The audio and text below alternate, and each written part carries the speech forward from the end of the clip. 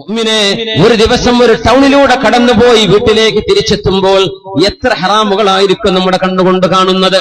അതുകൊണ്ടാണല്ലോ ഹബീബായ തങ്ങൾ പറഞ്ഞത്, ഒരു നഗരത്തിലേക്ക് കടന്നു വരുമ്പോൾ നിങ്ങൾ ചൊല്ലണം ലാ ഇലാഹ ഇല്ലല്ലാഹ് വഹ്ദഹു ലാ ശരീക ലഹ് ലഹുൽ മുൽക്കു വലഹുൽ ഹംദു യുഹ്യി വയുമീതു വഹുവ ഹയ്യുൻ ലാ യമൂതു ബിയദിഹിൽ ഖൈർ വഹുവ അലാ കുല്ലി ഷൈഇൻ ഖദീർ. ഒരു മാർക്കറ്റിലേക്ക്, ഒരു ഷോപ്പിംഗ് മാളിലേക്ക്, ഒരു നഗരത്തിലേക്ക് കടന്നു വരുമ്പോൾ ഈ ദിക്ർ ആരെങ്കിലും ഉച്ചരിച്ചു കഴിഞ്ഞാൽ അവർക്ക് 10 ലക്ഷം നന്മകൾ അല്ലാഹു കതബ ലഹു ബിഹാ അൽഫ ഹസന. 10 ലക്ഷം നന്മകൾ അല്ലാഹു ഒരു ദിക്ർ കാരണം കൊടുക്കുമെന്ന് പരിശുദ്ധ റസൂലുള്ളാഹ്.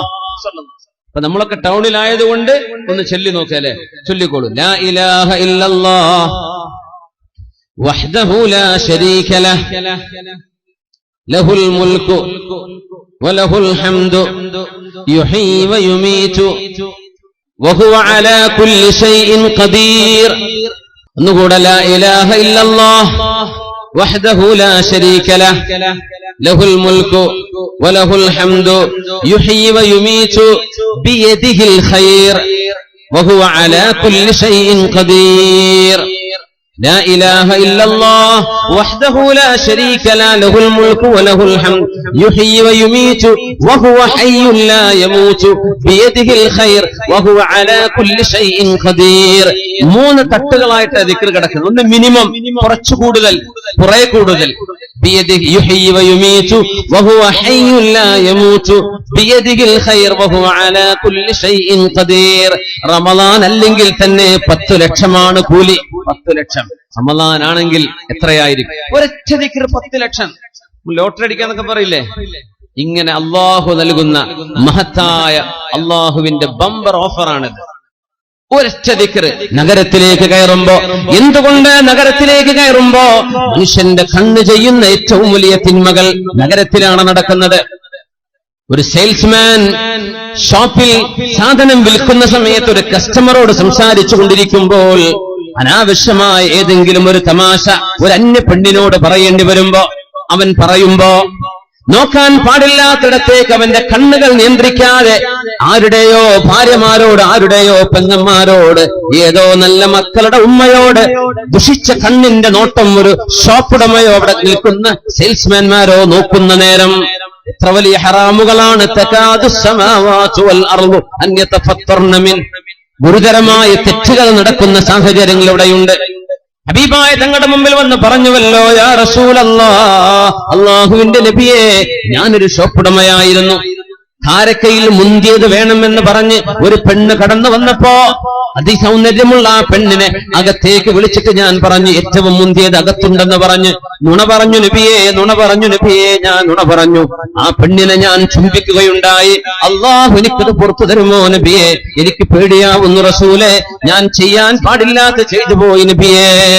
റസൂലുള്ളാഹി സ്വല്ലല്ലാഹു അലൈഹി വസല്ലം തങ്ങൾ പറയുകയാണ്, ഇന്നൽ ഹസനാതി യുദ്ഹിബിനസ് സയ്യിആത്, ഇന്നൽ ഹസനാതി യുദ്ഹിബിനസ് സയ്യിആത്. തിന്മകളെ മായ്ച്ചു കളയാൻ നിങ്ങൾ ഒരുപാട് നന്മ ചെയ്യണമേ, ഒരുപാട് നന്മ ചെയ്യണം. നിങ്ങൾ ഒരുപാട് നന്മ ചെയ്തെങ്കിലേ തിന്മകൾ മായ്ക്കപ്പെടുകയുള്ളൂ.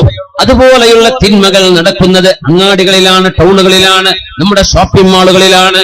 കോളേജിൽ നിന്ന് വിട്ടുവരുന്ന കുട്ടികൾ, സ്കൂളിൽ നിന്ന് വിട്ടുവരുന്ന പ്ലസ് ടു കഴിഞ്ഞ വിദ്യാർത്ഥിനികൾ ഷോപ്പിംഗ് മാളിലൂടെ എന്തിനാണ് നടക്കുക? ഒന്നിനല്ല, വെറുതെ നടക്കാൻ.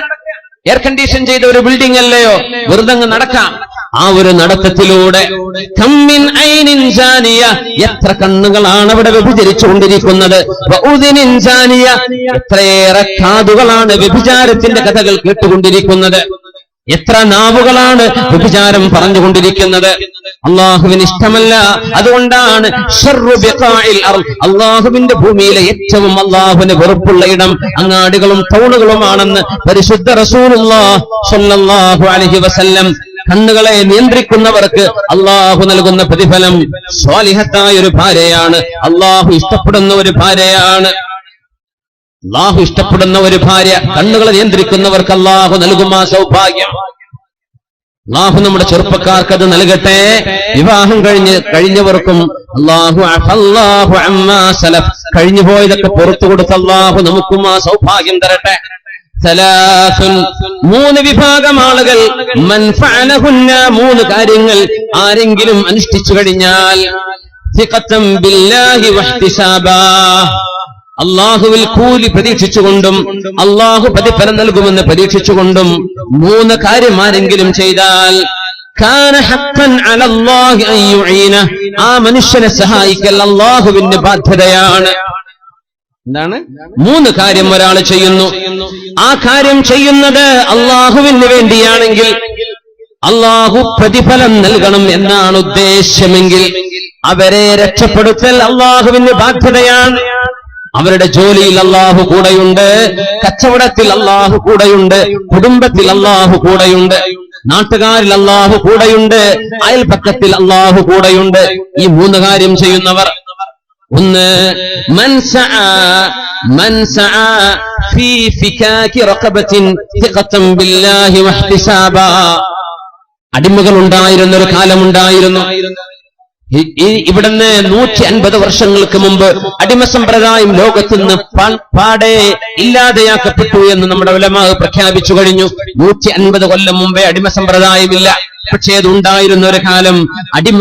അടിമത്തത്തിൽ നിന്ന് മോചനം ലഭിക്കാൻ ആരെങ്കിലും ഒരു അടിമയെ സഹായിച്ചാൽ അവരെ സഹായിക്കൽ അല്ലാഹുവിന്റെ ബാധ്യതയാണ്. ആ അനുഭവം നമുക്കിനി കിട്ടാൻ പ്രയാസമാണ്. രണ്ടാമത്തേത് വമൻ തസവ്വജ ഫിഖതൻ ബില്ലാഹി വഹ്തിസാബാ അല്ലാഹുവിൽ വിശ്വസിച്ചുകൊണ്ടും അല്ലാഹു പ്രതിഫലം നൽകുമെന്ന് പ്രതീക്ഷിച്ചുകൊണ്ടും ഒരാണോ ഒരു പെണ്ണോ വിവാഹത്തിലേക്ക് പ്രവേശിച്ചാൽ, കല്യാണത്തിലേക്ക് പ്രവേശിക്കുന്നു, ലക്ഷ്യമെന്താണ്? സിഖതൻ ബില്ലാഹ് അല്ലാഹുവേ നീ ഇത് പൂർത്തിയാക്കി തരുമല്ല റബ്ബേ, നീ എന്നെ സഹായിക്കുമല്ല റബ്ബേ. സിഖത്തൻ ബില്ലാഹ്. ഇന്ന് സിഖത്തുണ്ട്, പക്ഷേ ബില്ലാഹി അല്ല. സിഖത്തൻ ബി അംവാലി വാലിദിൽ ബിൻത് പെണ്ണിന്റെ വാപ്പാന്റെ സമ്പത്തിൽ പ്രതീക്ഷിച്ചുകൊണ്ട്. അതിൽ വലിയ നല്ല സമാധാനമാണ്. എന്തായാലും നമ്മുടെ അമ്മോഷങ്ങൾക്ക് കൈവിടൂലല്ലോ. ആ പുതിയാപ്പിളയെ പറ്റിയല്ല ഈ പറയുന്നത്. സിഖത്തൻ ബില്ലാഹ് അല്ലാഹുവേ നീ എനിക്ക് പൂർത്തിയാക്കി തരുമല്ലോ എന്ന് പ്രതീക്ഷിച്ചുകൊണ്ട്, മറ്റൊന്നും ലക്ഷ്യമല്ലാതെ വഹ്തിസാബൻ അല്ലാഹു പ്രതിഫലം നൽകണമെന്നും പ്രതീക്ഷിച്ചുകൊണ്ട് ആരെങ്കിലും വിവാഹം ചെയ്താൽ കാന ഹഖ്ഖൻ അലല്ലാഹി അൻ യുഈന അവരെ സഹായിക്കൽ അല്ലാഹുവിന്റെ ബാധ്യതയാണ്. വയുബാരിക വഅൻ യുബാരിക ലഹു അല്ലാഹു അയാൾക്ക് ബറക്കത്ത് ചെയ്യലും റബ്ബിന്റെ മേൽ ബാധ്യതയാവുമത്രേ. നബി തങ്ങൾ പറയാണ് സല്ലല്ലാഹു അലൈഹി വസല്ലം, ബറക്കത്തും ജീവിതത്തിൽ ഉണ്ടാകും, റബ്ബിന്റെ സഹായം ഇങ്ങനെ വന്നുകൊണ്ടിരിക്കും. കുടുങ്ങിയെന്ന് വിചാരിക്കും, പക്ഷെ അല്ലാഹു രക്ഷപ്പെടുത്തും. കല്യാണം കഴിച്ച നേരത്തെ നിയ്യത്ത്, ഇനിയിപ്പോ രണ്ടാമത് ടയർ മാറ്റിടാൻ വയ്യ. ആ സമയത്ത് എന്തായിരുന്നു? ഇനി കല്യാണം കഴിക്കാൻ പോകുന്നവരൊക്കെ ഒന്ന് ഓർത്തു വെക്ക ഈ ഹദീസ്. അങ്ങനെ ആലോചിക്കും, പൊന്നാര റബ്ബേ ഇതൊക്കെ കുറച്ച് മുമ്പ് അറിഞ്ഞിരുന്നെങ്കിൽ എന്റെ നിയ്യത്തൊക്കെ ഒന്ന് മാറ്റായിരുന്നല്ലോ. പോയ ബസ്സിന് കൈയാണിച്ചിട്ട് കാര്യമില്ലല്ലോ. അപ്പൊ ഇനി ഇവിടുന്ന് അങ്ങോട്ട് എന്ത് ചെയ്യാ? നിയ്യത്തൊക്കെ നന്നാക്കുക. കല്യാണം കഴിക്കാൻ പോകുന്ന ചെറുപ്പക്കാര്, ഞാൻ പേരൊന്നും പറയില്ല, നല്ല നല്ല ചെറുപ്പക്കാരോടെ ഇരിക്കുന്നുണ്ട്. അള്ളാഹു എല്ലാവർക്കും യോജിച്ച ഇണകൾ അള്ളാഹു നൽകി അനുഗ്രഹിക്കട്ടെ. ആമീൻ യാ റബ്ബൽ ആലമീൻ. പെണ്ണുങ്ങളും നല്ല നിയ്യത്ത് ചെയ്യാൻ. എന്റെ കണ്ണു സൂക്ഷിക്കാനും എന്റെ ദീൻ പൂർത്തിയാവാനും. സുലുസൈ ദീനിഹി എന്നല്ലേ പറയാ. ദീനിന്റെ 2/3 ഭാഗം പൂർത്തിയായി കഴിഞ്ഞു കല്യാണം കഴിയുമ്പോഴേക്കും. ആ കല്യാണം നമ്മൾ യാഥാസാക്കി മാറ്റിടുന്നത് അവിടെയാണ് നമ്മളെ സങ്കടം. സുബ്ഹാനല്ലാഹ്. സുലുസൈ ദീനിഹി من تزوج بامرأة فقد أحرز ثلثي دينه فليتق الله في الثلث الباقي. നിക്കാഹിന്റെ സദസ്സുകളിൽ നമ്മുടെ ഖതീബുമാർ ചൊല്ലുന്ന ഖുതുബയിൽ കാണാമല്ലോ, ഇത് നമ്മൾ കേൾക്കാറുണ്ടല്ലോ. ദീൻ എന്നത് 3 ഭാഗമാക്കി കഴിഞ്ഞാൽ ആ 2/3 ഭാഗം തന്നെ പൂർത്തിയായി നിക്കാഹോടുകൂടെ. അല്ലാഹുവേ ഞാനൊരു പുതിയ ആപ്പിളയെ സ്വീകരിക്കുമ്പോ, അല്ലാഹുവേ ഞാനൊരു പുതിയ പെണ്ണിനെ സ്വീകരിക്കുമ്പോ എന്റെ ലക്ഷ്യം എന്റെ ദീൻ പൂർത്തിയാവണം. എന്റെ ശരീരം വ്യഭിചാരത്തിലേക്ക് പോവാതെ, എന്റെ കണ്ണും കാതും നാവും വ്യഭിചാരത്തിലേക്ക് പോവാതെ, ശരീരത്തിന്റെ അവയവങ്ങളിൽ 2/3 ഭാഗം സംരക്ഷിക്കപ്പെടുന്ന അള്ളാഹു നൽകുന്ന സംരക്ഷണം വിവാഹത്തിലൂടെയാണ്. വിധങ്ങൾ പറയുന്നു, അത്തരക്കാരെ സഹായിക്കൽ അള്ളാഹുവിന്റെ നിർബന്ധമാണ്. അള്ളാഹുക്ക് നിർബന്ധമാണത്രേ. സുബ്ഹാനല്ലാഹ്. ഹഖ്ഖുൻ അലല്ലാഹ് വമൻ അഹ്യാ അർളൻ മൈതതൻ ഫിഖതൻ ബില്ലാഹി വഹ്തിസാബാ. ഇത് കർഷകർക്കുള്ളതാണ്. അപ്പൊ നമ്മൾ കാസർഗോട്ടർക്ക് പറഞ്ഞിട്ടില്ലേ, നമ്മള് വിസെടുത്ത് പോകാനാണല്ലേ, നാട്ടില് കൃഷിയൊന്നുമില്ലല്ലോ. സുബ്ഹാനല്ലാഹ്.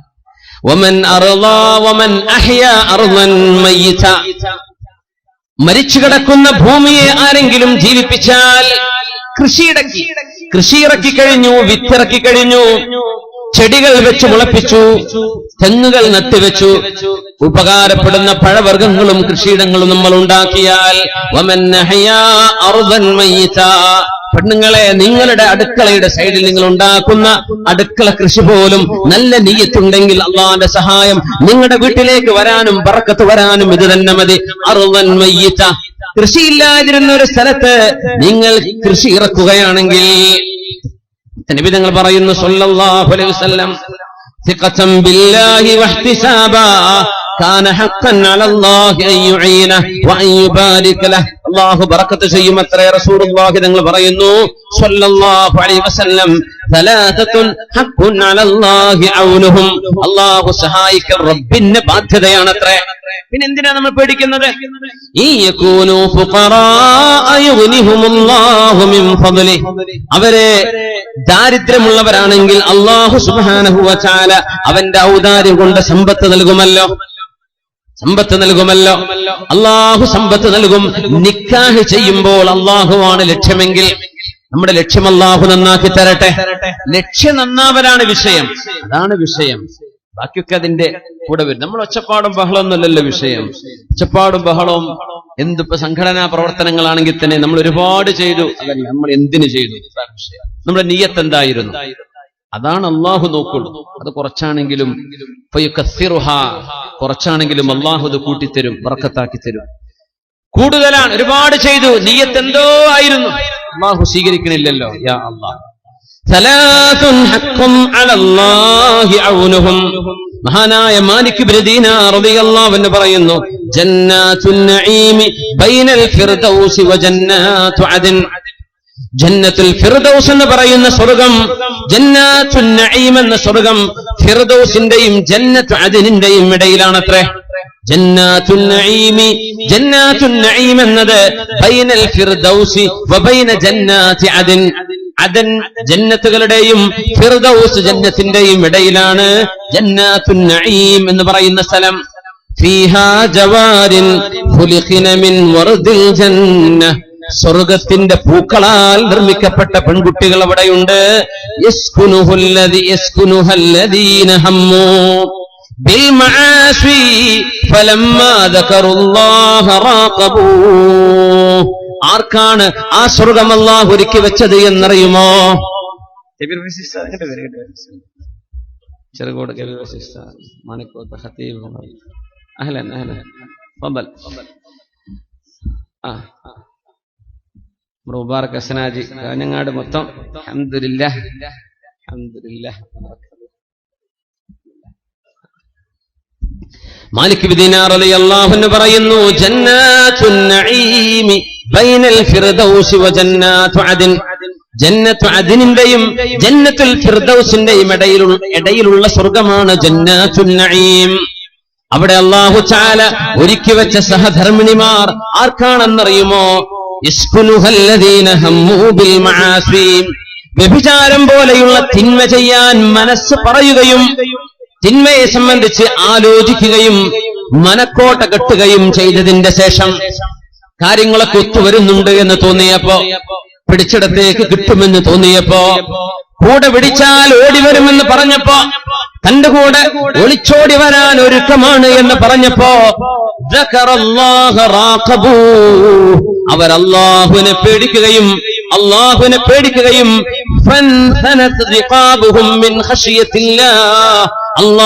പേടിച്ച് അവിടെ പിരടികൾ വിറച്ചു പോയിട്ടുണ്ട്.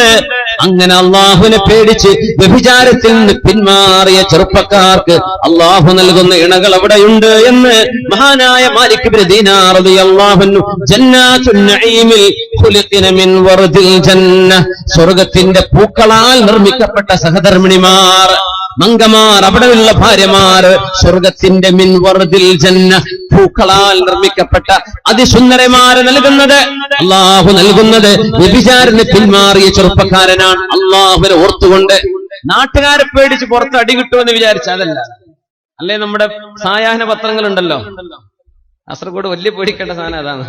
അതിൽ വരുമെന്ന് പേടി. കാരണം ക്രൈം വാർത്തകളാണ് സായാഹ്ന പത്രക്കാർ ഇവിടെ. ബസ്സിലും ട്രെയിനിലൊക്കെ അത് വിൽക്കുന്ന ചെറുപ്പക്കാർ വായിക്കലും തട്ടിക്കൊണ്ടേയി മറ്റുള്ള പ്രസവിച്ചു അല്ലെങ്കിൽ ഇതായി, ഇങ്ങനത്തെ പച്ചയായ മോശപ്പെട്ട കാര്യങ്ങളാണ് ഒരു വിളിച്ചു പറയാം. അപ്പൊ പിടിച്ചു നിൽക്കുന്നത് തിന്മ വാർത്ത കൊണ്ടാണ്. അവരൊക്കെ എങ്ങനെ അള്ളാഹിന്റെ അടുത്ത് ഹിസാബിനെ പറയുന്നത്? അള്ളാഹു അല ഈ പത്രം നടത്തുന്നവരൊക്കെ അള്ളാഹിന്റെ കോടതിയിൽ വന്നാൽ ഇതുപോലെയുള്ള വിഷയങ്ങളൊന്നും പബ്ലിഷ് ചെയ്യാൻ പാടില്ല. തിന്മകൾ പബ്ലിഷ് ചെയ്തിട്ട് എന്താ കാര്യം? തിന്മയിലേക്ക് ഒരു ഊർജം കിട്ടുന്നല്ലാതെ. അപ്പോ അത് പേടിച്ചിട്ട് പിന്മാറി. അല്ലെങ്കിൽ നാട്ടുകാരെ പിടിച്ച് അടി കൂടുവോ, അല്ലെങ്കിൽ എനിക്കിനി വേറെ പെണ്ണ് കിട്ടൂലേ, അതാലോചിച്ച് എന്റെ കുടുംബത്തിന് മാനക്കേടുണ്ട്, അതൊന്നുമല്ല. റാഖബൂ, അള്ളാഹുവിനെ പേടിച്ച് പിന്മാറിയാൽ ഇങ്ങനത്തെ പെണ്ണുങ്ങൾക്കും നല്ല പുതിയ ആപ്പിളന്മാർ അവിടെ ഉണ്ടെന്നാണ്. പക്ഷെ അള്ളാഹു പച്ചയിൽ പെണ്ണുങ്ങൾക്ക് ആണുങ്ങളുണ്ട് എന്ന് ഖുർആനിൽ പറയില്ല. അത് അള്ളാഹുവിന്റെ അദബുൽ ഹിവാർ, അള്ളാഹു ചാല റബ്ബിന്റെ ഒരു അദബാണ്.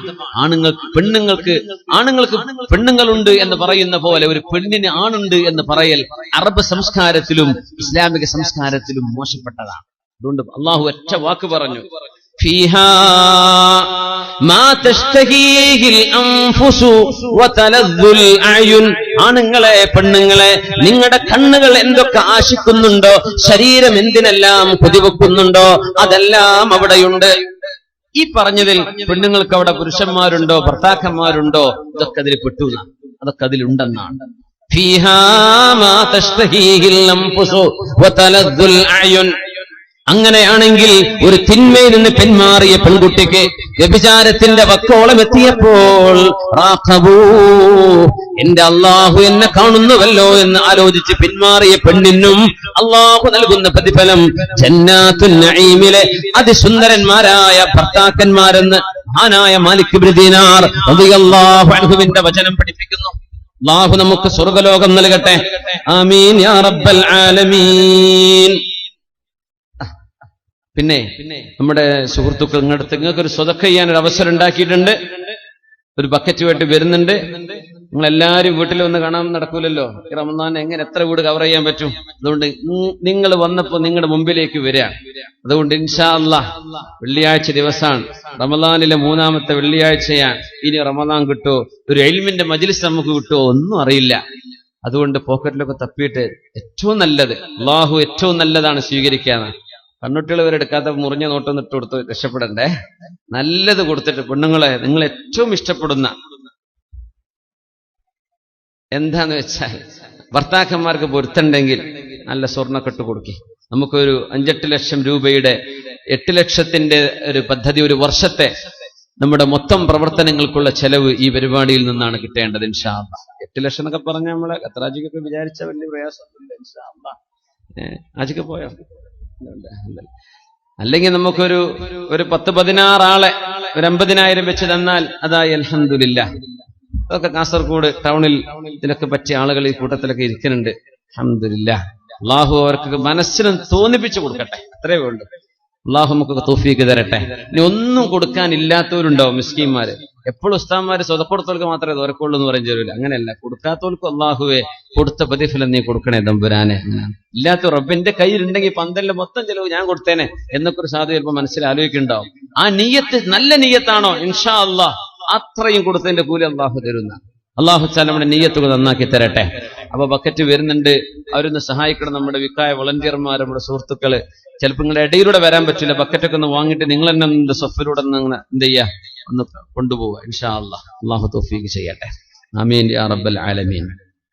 അപ്പോ അൽ ജസാഉ മിൻ ജിൻസിൽ അമൽ, എങ്ങനെയാണോ നമ്മൾ പ്രവർത്തിക്കുന്നത് അതിനനുസരിച്ചാണ് അള്ളാഹു സുബ്ഹാനഹു വ തആല നമുക്ക് പ്രതിഫലം നൽകുന്നത്. അങ്ങനെയാണ് മഹാനായ അല്ലാമ ഇബ്നു അഖീൽ റഹ്മത്തുള്ളാഹി അലൈഹി, ഇബ്നു അഖീൽ എന്നവർ പ്രഗൽഭനായ പണ്ഡിതനാണ്. അബുൽ വഫ ഇബ്നു അഖീൽ റഹ്മത്തുള്ളാഹി അലൈഹി. മഹാനായ അല്ലാമ ഇബ്നുൽ ജൗസി അവരുടെ താരീഖിൽ അബുൽ മുദഫർ സിബ്ത് ഇബ്നുൽ ജൗസി അവരുടെ താരീഖിൽ അബുൽ വഫ ഇബ്നു അഖീൽ റഹ്മത്തുള്ളാഹി അലൈഹിയുടെ ഈ സംഭവം ഉദ്ധരിക്കുന്നുണ്ട്. വിശുദ്ധമായ മക്ക അൽ മുകറമ ഹറസഹ അല്ലാഹ്, അള്ളാഹു ആ മക്ക നഗരത്തിന് എന്നും കാവൽ നൽകട്ടെ. അവന്റെ മദീനക്കും അള്ളാഹു കാവൽ നൽകട്ടെ. പരിശുദ്ധമായ ഖുദ്സിന്, ജെറൂസലേമിന് അള്ളാഹു തആല കാവൽ നൽകട്ടെ. ആമീൻ യാ റബ്ബൽ ആലമീൻ. മക്കയിൽ നിൽക്കുകയാണ് മഹാനായ ഇബ്നു അഖീൽ തങ്ങൾ. ഒരുപാട് ആളുകൾ ഇപ്പോൾ ഉംറയിലാണല്ലേ. ഉംറത്തുൻ ഫീ റമളാന തഅദിലു ഹജ്ജതൻ മഈ. റമളാനിൽ ചെയ്യുന്ന ഒരു ഉംറ എന്റെ കൂടെ ചെയ്ത ഹജ്ജിന് തുല്യമാണെന്ന് മഹാനായ റസൂലുള്ളാഹ് സ്വല്ലല്ലാഹു അലൈഹി വസല്ലം. അല്ലാഹു നമുക്കൊക്കെ അതിന് തൗഫീഖ് തരട്ടെ യാ റബ്ബൽ ആലമീൻ. എപ്പോഴെപ്പോഴും ഉംറക്ക് പോകരുത്. മഹാനായ അത്തിപ്പറ്റ ഉസ്താദ് അവറുകളെ അല്ലാഹു മഹാനവർക്ക് ദീർഘായുസ്സും ആഫിയത്തും നൽകട്ടെ. ഉലമാഉൽ ആഖിറ, പരലോകത്തേക്ക് പോകുന്ന ആലിമീങ്ങളുടെ സർവ്വ അടയാളങ്ങളും നമുക്ക് കാണാൻ പറ്റുന്ന വളരെ മുത്തഖിയായ, അല്ലാഹുവിന് വേണ്ടി ജീവിക്കുന്ന ഒരു മഹാൻ. വലാ നുസക്കി അലല്ലാഹി അഹദ നഹ്സിബുഹു ഖൈറാ. അല്ലാഹു ആ മഹാനവർക്ക് ദീർഘായുസ്സും ആഫിയത്തും കൊടുക്കട്ടെ. എന്റെ സുഹൃത്ത് ഉസ്താദിനെ ഞങ്ങൾ ബഹ്റൈനിൽ വെച്ച് കണ്ടപ്പോ കൂടെ വന്ന സുഹൃത്ത് പറഞ്ഞു, ഉസ്താദ് ഈ റമളാനിൽ ഉംറക്ക് പോവാൻ. ഉംറ കഴിഞ്ഞ് വന്നപ്പോ ഉംറക്ക് പോവാന്ന് പറഞ്ഞപ്പോ ഉസ്താദ് ആദ്യം പറഞ്ഞു, ഉംറക്ക് ഇടക്കിടക്കൊന്നും പോണ്ട, ഇടക്കിടക്കൊന്നും ഉംറക്ക് പോവരുത് എന്ന് പറഞ്ഞു. എന്തേ കാരണം എന്നറിയോ?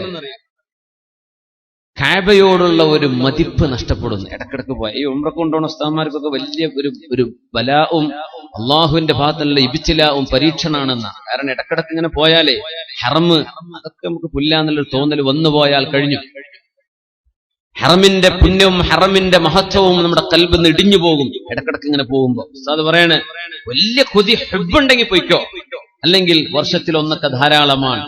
ആ ഉംറക്ക് പോകുന്ന കാശ് കൊണ്ട് എത്രയോ പാവപ്പെട്ടവരെ സഹായിച്ചാൽ ആ ഉംറയെക്കാളും വലിയ കൂലി നാട്ടിൽ തന്നെ കിട്ടും. ഇടക്കിടക്കൊന്നും പോയിട്ട് എന്ത് ചെയ്യരുത്, കഅബയുടെ ആ ഒരു പുണ്യം, റൗദ ഷരീഫൊക്കെ കാണുന്ന ഒരു രസമുണ്ടല്ലോ, അത് നഷ്ടപ്പെടും ഇടക്കിടക്ക് എപ്പോഴെപ്പോഴും ആയിക്കഴിഞ്ഞാൽ. ഉസ്താദ് ഇപ്പൊ ഈ റമളാന്റെ ഒരാഴ്ച മുമ്പ് സുബ്ഹാനല്ലാഹ് വളരെ ചിന്തിപ്പിക്കുന്ന ഒരു കാര്യമാണ്. അങ്ങനെയൊന്നും ആരും പറയില്ല, ആ പോയിക്കോ നമുക്ക് വേണ്ടി തോർന്ന് വരുമ്പോ എന്താ കൊണ്ടുവരാന്നാ ചോദിക്കുക അല്ലെ. ആ സുബ്ഹാനല്ലാഹ്, ഉസ്താദ് അങ്ങനെയല്ല. മക്കത്തുൽ മുഹറം, മക്കൽ മുകറമ ഹറസഹല്ലാഹ്. പരിശുദ്ധമായ മക്കയിൽ മഹാനായ അല്ലാമ അബുൽ വഫാ ഇബ്നുൽ അഖീൽ റഹ്മത്തുള്ളാഹി അലൈഹി മക്കയിൽ അനുഭവം പറയുന്നുണ്ട്. ഞാനെന്ന് വിശന്ന് വല്ലാത്ത വിശപ്പ്, എന്തെന്നില്ലാത്ത വിശപ്പ്, ഭക്ഷണം കിട്ടുന്നില്ല, ഭക്ഷണമില്ല, വലിയ വിശപ്പ്, ബുദ്ധിമുട്ടുണ്ട്. മക്കയിലൂടെ അങ്ങനെ നടക്കുമ്പോൾ ഒരു പാക്കറ്റ് കണ്ടു, ഒരു നല്ല മനോഹരമായ തുണി കൊണ്ട് പൊതിഞ്ഞെടുത്ത ഒരു കിഴി. ഞാൻ തുറന്നു നോക്കുമ്പോ മാഷാ അല്ലാഹ്, അതിന്റെ ഉള്ളിൽ കാണുന്നത് മുത്തുകളാണ്. മുത്തുകളുടെ ഒരു കിഴി. അന്നത്തെ വലിയ പൈസ അതാണ്. വലിയൊരു കോടീശ്വരന്റെ ATM ഒക്കെ വീണുപോയ എന്താ അതാ അവസ്ഥ. അന്നത്തെ വലിയ മുതലാളിന്റെ ATM ആണ് ആ കിഴി എന്നൊക്കെ പറഞ്ഞു. മുത്തുകളാ കൊണ്ട് നടക്കുക. അദ്ദേഹം പറയാം, എനിക്ക് വിശപ്പുണ്ട്, വല്ലാത്ത വിശപ്പുണ്ട്. ഞാൻ ആ പൊതി എന്റെ കയ്യിലെടുത്തു. ആര് ചോദിച്ചു വരുന്നുണ്ടോ അവർക്ക് കൊടുക്കണമെന്ന നിയ്യത്തോടുകൂടെ ഞാൻ വീട്ടിലേക്ക് വന്നു. ഞാൻ തുറന്നു നോക്കുമ്പോൾ എന്റെ കണ്ണുകൊണ്ട് ഇതുവരെ കണ്ടിട്ടില്ലാത്ത മനോഹരമായ മുത്തുകൾ അതിലുണ്ട്. ഞാനത് ആരുടേതാണെന്ന് വിളിച്ചു ചോദിക്കാനെന്ന് പുറത്തിറങ്ങിയതേ ഉള്ളൂ. പ്രായമുള്ള ഒരാൾ വന്ന് പറയുന്നുണ്ട്, മക്കളെ എന്റെ ഒരു കിഴി നഷ്ടപ്പെട്ടു പോയിട്ടുണ്ട്, ആര് തിരിച്ചു തന്നാലും 500 ദീനാർ, 500 സ്വർണ്ണ നാണയം, 500 ദീനാർ ഞാൻ പകരം കൊടുക്കും. എന്റെ ആ നഷ്ടപ്പെട്ടു പോയ മുത്തുകളുടെ കിഴി ആരെങ്കിലും കണ്ടെങ്കിലും തിരിച്ചു തരയണമേ. അപ്പൊ ഇബ്നു അഖീൽ തങ്ങൾ പറയാ, ഞാൻ വിശന്നിരിക്കുകയാണ്, ഒരു 500 ദിർഹമൊക്കെ കിട്ടാൻ എനിക്ക് വല്ലാത്ത ആവശ്യവുമുണ്ട്. 500 വേണ്ട, ഒരു ദിർഹമിന്റെ പകുതി മതി. പക്ഷെ ഇയാൾ ഓഫർ ചെയ്യല്ലേ, അതുകൊണ്ട് ഞാൻ തീരുമാനിച്ചു തിരിച്ചു കൊടുക്കാമെന്ന്. അദ്ദേഹത്തോട് ചോദിച്ചു, നഷ്ടപ്പെട്ടു പോയ കിഴിയുടെ നിറം എന്താണ്, രൂപം എന്താണ്, എന്താണ് അകത്തുള്ളത്, വെരിഫൈ ചെയ്യണല്ലോ, ശരിയാണോ നുണ പറയാണോ അല്ലേ എന്ന്. അങ്ങനെ അദ്ദേഹം പറഞ്ഞു കൊടുത്തു. നോക്കുമ്പോ അദ്ദേഹം പറഞ്ഞ ആ ഡിസ്ക്രിപ്ഷൻസ് ഒക്കെ വെച്ച് നോക്കുമ്പോ തന്റെ കയ്യിൽ കിട്ടിയത് അയാളുടെ നിധിയാണ്, അയാളുടെ ആ മുത്തുകളുടെ പാക്കറ്റാണ്. ഞാൻ അദ്ദേഹത്തിന് ഏൽപ്പിച്ചു അത്. അദ്ദേഹം അതിന് പകരം എന്റെ കയ്യിലേക്ക് വെച്ച് നീട്ടി തന്നു. 500 ദീനാർ, 500 സ്വർണ്ണ നാണയം തന്നു. ഞാൻ പറഞ്ഞു, എനിക്ക് വേണ്ട എന്ന്. അദ്ദേഹം പറഞ്ഞത് എടുത്തേ പറ്റൂ. ഞാൻ പറഞ്ഞു, ഒരു നന്മക്ക് പകരം നമ്മൾ പ്രതിഫലം ചോദിച്ചുകൂടല്ലോ, ഇതെന്റെ ബാധ്യതയാണ്. അദ്ദേഹം പറഞ്ഞു, പിടിച്ചേ പറ്റൂ. ഞാൻ പറഞ്ഞു, എനിക്ക് വേണ്ട. അദ്ദേഹം പറഞ്ഞു, എടുത്തേ പറ്റൂ. ഞാൻ പറഞ്ഞു, വേണ്ട. ആദ്യം തോന്നി വിശക്കുന്നുണ്ടല്ലോ, കുറച്ച് പൈസ ഒക്കെ കിട്ടിയാൽ തിരക്കേടില്ല എന്ന്. പക്ഷേ പിന്നെ തോന്നി നഷ്ടപ്പെട്ടു പോയതിന്റെ സാധുവിന്റെ പൈസ എടുത്തിട്ട് എന്തിനാ.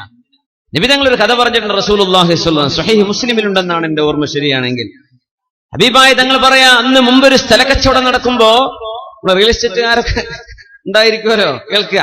ഒരു സ്ഥല കച്ചവടം നടക്കാൻ, കച്ചവടമൊക്കെ ഉറപ്പിച്ചു, പൈസ ഒക്കെ വാങ്ങി, ഉടമസ്ഥൻ ഒരാൾക്ക് വിറ്റു, അയാൾ വാങ്ങിച്ച് അവിടെ എന്തോ വീട് വെക്കാനോ മറ്റോ കുഴിച്ചുകൊണ്ടിരിക്കുമ്പോഴാ നിധി കിട്ടുന്നത് ഒരു പൂജയിൽ ഒരു കലത്തിൽ നിറയെ സ്വർണ്ണ നാണയം. അന്നത്തെ ബാങ്ക് ലോക്കറുകൾ അങ്ങനെയാണ്, ഭൂമിയിലാ കുഴിച്ചിടുക. ആ ഒരു ഓർമ്മക്ക നമ്മൾ ഇന്നും ഏതെങ്കിലും ഭൂമിയിൽ നിധി ഉണ്ടോ എന്നൊക്കെ ആലോചിച്ചു പോകും. നിധിന്റെ എന്ന് പറയും മനുഷ്യന്മാര് ചാടി വീഴാണ്, കുറെ പറ്റിക്കപ്പെട്ടതും അല്ലാത്തതും കൊലപാതകങ്ങളും. സുബ്ഹാനല്ലാഹ്. ഏതായിരുന്നാലും മുത്ത് റസൂലുള്ളാഹി സ്വല്ലല്ലാഹു അലൈഹി വസല്ലം തങ്ങൾ പറഞ്ഞു, ഇങ്ങനെ ഒരു നിധി കിട്ടിയിട്ടുണ്ട്. നമ്മൾ മറ്റേ കഥന്റെ അടിയിലാണ്, തിരിച്ചു വരും ഇൻഷാ അല്ലാഹ്. അപ്പോ നിധി കിട്ടിയിട്ടുണ്ട് എന്ന് പറഞ്ഞു. ആ മനുഷ്യൻ ഇത് വിറ്റ ആളുടെ അടുത്തേക്ക് ഓടിപ്പോവാൻ ചോദിച്ചു, അല്ല നിങ്ങൾ എനിക്ക് തന്നത് ഭൂമിയോ അല്ല സ്വർണ്ണോ? ഭൂമി കച്ചവടം, ഭൂമിയല്ലേ നിങ്ങൾ വാങ്ങിച്ചത്, എന്നാലേ അതിന്റെ അകത്തുനിന്ന് എനിക്കൊരു പാത്രം നിറയെ സ്വർണ്ണ നാണയം കിട്ടിയിട്ടുണ്ട്, ദീനാറ് കിട്ടിയിട്ടുണ്ട്, അത് നിങ്ങൾ എടുക്കണം. അത് ഞാൻ എടുക്കൂല, വിറ്റാള്. അതെങ്ങനെ? നിങ്ങൾക്ക് ഞാൻ ഭൂമി വിറ്റില്ലേ, ഭൂമി വിറ്റപ്പോ അതിന്റെ ഉള്ളിലുള്ളതെല്ലാം നിങ്ങൾക്ക് തന്നെയല്ലേ, അതുകൊണ്ട് എനിക്ക് വേണ്ട. ഞാൻ പറഞ്ഞു, പറ്റില്ല, നിങ്ങളുടെ ഭൂമിയല്ലേ ഞാൻ വാങ്ങിച്ചിട്ടുള്ളൂ, അതിനകത്തുള്ള സ്വർണം കച്ചവടത്തിൽ പറഞ്ഞിട്ടില്ലല്ലോ, അതുകൊണ്ട് ഇത് നിങ്ങൾക്കുള്ളതാ. ഞാൻ പറഞ്ഞു, ഞാൻ എടുക്കൂല. ഇങ്ങനത്തെ റിയൽ എസ്റ്റേറ്റ് വരെ കിട്ടൂലട്ടാ. സുബ്ഹാനല്ലാഹ്. നമ്മുടെ നാട്ടിലൊക്കെ എന്നാ ഇരിക്കും, നമുക്ക് ആ കോൺട്രാക്ട് ഒന്നും കൂടെ ഒന്ന് മാറ്റി എഴുതണം. സെന്റിന് 2 ലക്ഷം വെച്ചത് 25 ലക്ഷം ആക്കാം, എന്നിട്ട് ആ കച്ചവടം അങ്ങ് മാറ്റി ഒന്ന് അടിക്കാന്ന് പറയും. വിറ്റാള് പറഞ്ഞു എനിക്ക് വേണ്ട, വാങ്ങിച്ചാള് പറഞ്ഞു എനിക്കും വേണ്ട. അപ്പോഴാണ് നീതിമാനായ ഒരു ഭരണാധികാരിയുടെ മുമ്പിൽ വിഷയമെത്തി. അദ്ദേഹം ചോദിച്ചു, അല്ല നിങ്ങൾക്ക് പ്രായപൂർത്തിയെത്തിയ ആൺകുട്ടികളും പെൺകുട്ടികളൊക്കെ ഉണ്ടോ? വാങ്ങിച്ചാള് പറഞ്ഞു എനിക്കൊരു മോളുണ്ട്, വിറ്റാള് പറഞ്ഞു എനിക്കൊരു മോനുണ്ട്. എന്നാ പിന്നെ എന്ത് ചെയ്യാ, ഇവർ രണ്ടുപേരും കല്യാണം കഴിക്കട്ടെ, എന്നിട്ട് അവരുടെ നിക്കാഹിന്റെ ചെലവ്, കല്യാണത്തിന്റെ ചെലവ് ഈ നിധിയിൽ നിന്നായിക്കൊള്ളട്ടെ, ഇത് രണ്ടാളുടെയും സ്വത്താണ് എന്ന് പറഞ്ഞ് അങ്ങനെ ആ പ്രശ്നത്തിന് പരിഹാരം കിട്ടിയത്. അല്ലെങ്കിൽ പരിഹാരം ഉണ്ടായിരുന്നില്ല. സുബ്ഹാൻ. ഇങ്ങനത്തെ ഒരു നന്മയാണ് നമ്മുടെ മുൻഗാമികൾ നമുക്ക് കാണിച്ചത്. ഇന്ന് പൈസക്ക് വേണ്ടി ഉമ്മാനോട് തെറ്റ്, വാപ്പാനോട് പിണക്കം, പെങ്ങളോട് തെറ്റ്, ജ്യേഷ്ഠനോട് തെറ്റ്, ആ 5 സെന്റ് എനിക്ക് വേണം, ഇത് എനിക്കിത് കിട്ടിയില്ല, അതെനിക്ക് തന്നില്ല. ദുന്യാവിന് വേണ്ടി ബന്ധങ്ങളെ മുറിച്ചു കളയുന്ന കാലമാണിത്.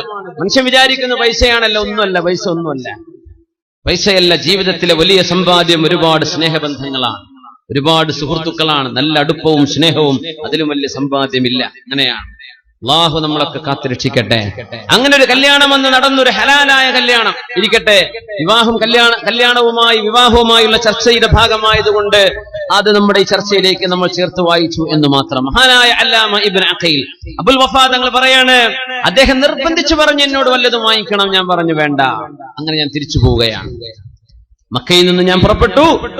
ഞാൻ കപ്പൽ കയറുന്നു, എത്യോപ്യയിലേക്ക് പോകുന്ന ആ ഭാഗത്ത് നിന്ന് കപ്പൽ കയറുന്നു. അങ്ങനെ എന്റെ കപ്പൽ ചെന്നെടുക്കുമ്പോഴേക്കും എന്റെ കൂടെയുണ്ടായിരുന്ന ഒരുപാട് ആളുകൾ കടലിലെ അപകടങ്ങളിൽ വിഷമത്തിൽപ്പെട്ട് മരിച്ചുപോയിട്ടുണ്ട്.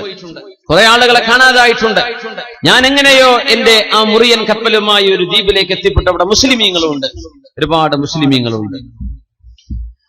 മഹാന്മാരായ സാദാത്യങ്ങളും സഹാബത്തൊക്കെ നമ്മുടെ നാട്ടിലേക്ക് കടന്നു വന്ന പോലെ. ചെന്ന് നോക്കുമ്പോ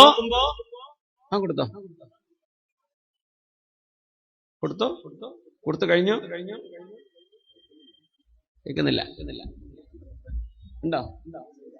പള്ളി അടുത്തുണ്ടോ? മൊബൈൽ ബാങ്കായിരിക്കും. മൊബൈലില്ല. പള്ളിയിൽ നിന്ന് കേൾക്കുന്നുണ്ടെങ്കിൽ നമുക്ക് നിർത്തണം. അപ്പോ ഞാൻ ആ പള്ളിയിലേക്ക് ചെന്നു. ആ മരുഭൂമി, ആ ദ്വീപിലെത്തിപ്പെട്ടു. ആ ദ്വീപിലെ അവിടെ ഒരു പള്ളി കണ്ടു. ഞാൻ അവിടെ ചെന്ന് നോക്കുമ്പോൾ അവിടെ കുറെ ആളുകളൊക്കെ നിസ്കരിക്കുന്നുണ്ട്. മാഷാ അല്ലാഹ്. അങ്ങനെ അവരിങ്ങനെ പള്ളിയിലിരിക്കുമ്പോ ഞാനിങ്ങനെ ഖുർആൻ ഇങ്ങനെ ഓതിക്കൊണ്ടിരിക്കുമ്പോ അവര് ചോദിച്ചു, നിങ്ങൾ എവിടുന്നാ? ഞാൻ പറഞ്ഞു, ഞാൻ ഹജ്ജ് കഴിഞ്ഞ് വരികയാണ്.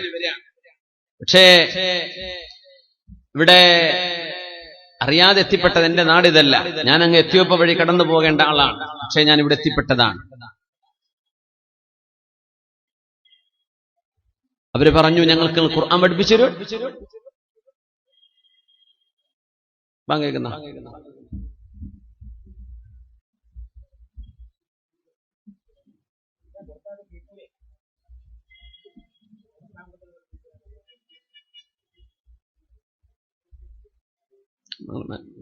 മനസ്സിലാവുന്നില്ല അല്ലേ? വ്യക്തമായിട്ട് മനസ്സിലാവുന്നില്ലെങ്കിൽ കുഴപ്പമില്ല. നമ്മള് ഇൽമിന്റെ മജ്ലിസ് അല്ലേ, ബാങ്കിനോടുള്ള ഇഹാനത്ത് ചെയ്യരുത്, നാം ബാങ്കിനെ എന്ത് ചെയ്യരുത്, നിസ്സാരപ്പെടുത്തരുത്. അങ്ങനെയല്ലല്ലോ. ഇൻഷാ അല്ലാഹ് നമ്മൾ തുടരാൻ. അപ്പോ പള്ളിയിലേക്ക് ചെന്നു. അവിടെ ആളുകൾ ഞാൻ ഖുർആൻ ഓതുന്ന കണ്ടപ്പോൾ ആളുകൾ എന്നോട് പറഞ്ഞു, ഞങ്ങൾക്ക് നിങ്ങൾ ഖുർആൻ പഠിപ്പിച്ചു തരോ? ഞാൻ പറഞ്ഞു, പഠിപ്പിച്ചു തരാം. അങ്ങനെ ഞാൻ ആ ദ്വീപുകാർക്ക് ഖുർആൻ പഠിപ്പിക്കുകയാണ്. പഠിപ്പിച്ചു. ഒരുപാട് ആളുകൾ പഠിച്ചു. അവരൊക്കെ എനിക്ക് പൈസ തന്നു. അങ്ങനെ എൻ്റെ അടുത്ത് ഒരുപാട് പൈസ ഉണ്ടായി.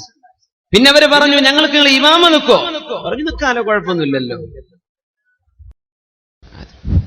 നമ്മുടെ അസംസ്കാരം ബാങ്ക് വിളിച്ചു. ഇൻഷാ അല്ലാഹ് വളരെ വൈകാതെ തന്നെ നമുക്ക് എന്ത് ചെയ്യണം, സംസ്കരിക്കണം. യാത്രക്കാരായ ആളുകളുണ്ടെങ്കിൽ അവരതിന്റെ ആനുകൂല്യങ്ങൾ എടുക്കും ഇൻഷാ അല്ലാഹ്. അപ്പോ 1 മണിക്കൂർ കൂടെ വേണം സമയം. നേരം വൈകുകയാണെങ്കിൽ എന്ത് ചെയ്യാ, നിസ്കരിച്ച് വരാൻ പറ്റുന്നവർ പോയിട്ട് നിസ്കരിച്ചു വരിക. ഏതായാലും ഒരു 5 മണിയാവും ഇൻഷാ അല്ലാഹ്. 3 മണിക്കാണ് തുടങ്ങിയത്. 2 മണിക്കൂറൊക്കെ നോമ്പ് പറ്റും അതറിയാൻ പാടുള്ളൂ. അങ്ങനെയൊന്നുമില്ല, പക്ഷെ അത്രേ കഴിയുള്ളൂ ഇൻഷാ അല്ലാഹ്. സാരല്ല. നല്ല മഴ പെയ്യുന്നുണ്ട് മാഷാ അല്ലാഹ്. കാസർഗോഡർക്ക് നിഅമത്ത് അല്ലാഹ് കൊടുക്കട്ടെ. എമ്പാടും പ്രയാസമൊന്നും ഇല്ലാത്ത രീതിയിലുള്ള മഴയാക്കി തരട്ടെ. പ്രയാസങ്ങളൊന്നും വരരുത്. അല്ലാഹുമ്മ ഹവാലൈനാ വലാ അലൈനാ അല്ലാഹുമ്മ അലൽ ആകാമി വൽ ജിബാലി വമനാബിതി ഷജർ. നമ്മള് കൃഷിയുടെ കാര്യം പറഞ്ഞപ്പോ ആദ്യം തങ്ങൾ പറയാം, നമ്മുടെ കാഞ്ഞങ്ങാട് തൈക്കടപ്പുറം നുസ്രത്ത് നഗറിൽ അവിടെ ഒരു പ്രായമുള്ള ഒരാള് മരിച്ചുപോയി. അദ്ദേഹത്തിന്റെ ഖബർ ഒരു കേടുപാടില്ലാതെ കണ്ടു എന്നൊരു വാർത്തപ്പെടുത്തുണ്ടായിരുന്നു എന്ന് പറഞ്ഞു. അദ്ദേഹം നല്ലൊരു കർഷകനായിരുന്നു എന്ന് പറഞ്ഞു. മാഷാ അല്ലാഹ്. അപ്പൊ വലിയ കൂലിയുള്ള കാര്യമാണത്, നമുക്കൊക്കെ ചെയ്യാവുന്നതാണ്. വീട്ടിലൊക്കെ ചെറിയ ഒരു ഏക്കർ കണക്കിന് കൃഷി ചെയ്യണമെന്നൊന്നും നബി തങ്ങൾ പറഞ്ഞില്ല. ഒമൻ അഹ്യ അർദൻ മയ്യിത, നിർജീവമായ ഭൂമി, കൃഷിയൊന്നും ഇല്ലാത്ത സ്ഥലമാണ്, അവിടെ കൃഷി ഇറക്കി, വലിയ കൂലിയാണ്, വലിയ പ്രതിഫലമാണ്. അപ്പൊ അത് നമ്മൾ ചേർത്ത് വായിക്കാൻ ഒരുപാട് അത്ഭുതങ്ങൾ നടക്കുന്ന ഒരുപാട് മഹാന്മാരും മൗലിയാക്കന്മാരൊക്കെ അന്ത്യവിശ്രമം കൊള്ളുന്ന ഒരു മണ്ണുകൂടിയാണ് കാസർഗോഡിന്റെ മണ്ണ് എന്ന് നമുക്കൊക്കെ അറിയാം. അതുകൊണ്ട് ചെറുപ്പക്കാരോട് സാന്ദർഭികമായിട്ട് പറയട്ടെ, നമ്മൾ ആ ഒരു പാരമ്പര്യം കാത്തു സൂക്ഷിക്കണം. നമ്മുടെ ചില ഷർട്ടിന്റെയും പാന്റിന്റെയും ഹെയറിന്റെ ഒക്കെ സ്റ്റൈല് കാണുമ്പോഴേ ഈ പാരമ്പര്യവുമായി നമുക്കൊരു ബന്ധമില്ലാത്ത പോലെയൊക്കെ നമ്മൾ കളിക്കുന്നുണ്ടോ എന്നൊക്കെ തോന്നുന്നുണ്ട്. അങ്ങനെയൊന്നും ആവരുത്. എന്ത് ചെയ്യണം, നമ്മൾ ആ ഒരു പാരമ്പര്യത്തിന് വരുന്നവരാണ്. അതുകൊണ്ട് നമ്മുടെ ആ ലെഗസി നമ്മൾ കാത്തു സൂക്ഷിക്കണം ഇൻഷാ അല്ലാഹ്. മഹാനായ ഇബ്നു അഖീൽ തങ്ങൾ പറയുന്നു, ഞാൻ ആ പള്ളിയിൽ ചെല്ലുന്നപ്പോ മുമ്പെന്നോ ആ മുത്തുകളുടെ കിഴി കിട്ടിയത് വാങ്ങിച്ചു പോയ ആ വൃദ്ധൻ, ഞാൻ അയാളുടെ നാടറിയില്ല, അയാളുടെ പേരറിയില്ല, ഒന്നും അറിയില്ല. അങ്ങനെ ഞാൻ ആ പള്ളിയിൽ ഇങ്ങനെ താമസിക്കുകയാണ്. കുറെ നേരം കഴിഞ്ഞപ്പോ ഞാൻ എന്തോ ഒരു കിതാബ് കണ്ടപ്പോ എടുത്തു നോക്കി. ആ കിതാബ് ഇങ്ങനെ വായിക്കുമ്പോ നാട്ടുകാര് ചോദിച്ചു, അല്ല നിങ്ങൾക്ക് എഴുതാൻ അറിയോ? ആ എഴുതാൻ അറിയും. എന്നാൽ ഞങ്ങൾക്കൊക്കെ എഴുത്ത് പഠിപ്പിച്ചു തന്നൂടെ? തീർച്ചയായും എഴുത്ത് പഠിപ്പിച്ചു കൊടുക്കാൻ. അങ്ങനെ എനിക്ക് കുറെ ഒരു പൈസ തന്നു. അങ്ങനെ എന്റെ അടുത്ത് ഒരുപാട് പൈസയായി. ബഹുമാനപ്പെട്ടവർ പറയാം, അങ്ങനെ ഞാൻ അവിടെ വർഷങ്ങളോളം ജീവിച്ചപ്പോഴാണ് ഒരാള് വന്നിട്ട് എന്നോട് പറഞ്ഞത്, നാട്ടുകാരൊക്കെ പറഞ്ഞു, അല്ല നിങ്ങൾക്കൊരു കല്യാണം കഴിക്കണ്ടേ? നാട്ടിലെ ഖത്തീബ് ഉസ്താദിനൊക്കെ മഹല്ലിൽ നിന്ന് കല്യാണം കഴിച്ചു വിടുമല്ലോ. അപ്പൊ മഹല്ലുകാര് ചോദിക്കുകയാണ്, കല്യാണം കഴിക്കണ്ടേ? പറഞ്ഞില്ല. പിന്നെ ആവാം, അത് പറ്റില്ല, ഞങ്ങളെ നാട്ടിൽ നിന്ന് തന്നെ കല്യാണം കഴിക്കണം. ഒരു യതീമച്ചായൊരു മോളുണ്ട്, ചെറുപ്പക്കാരിയായൊരു പെൺകുട്ടിയുണ്ട്.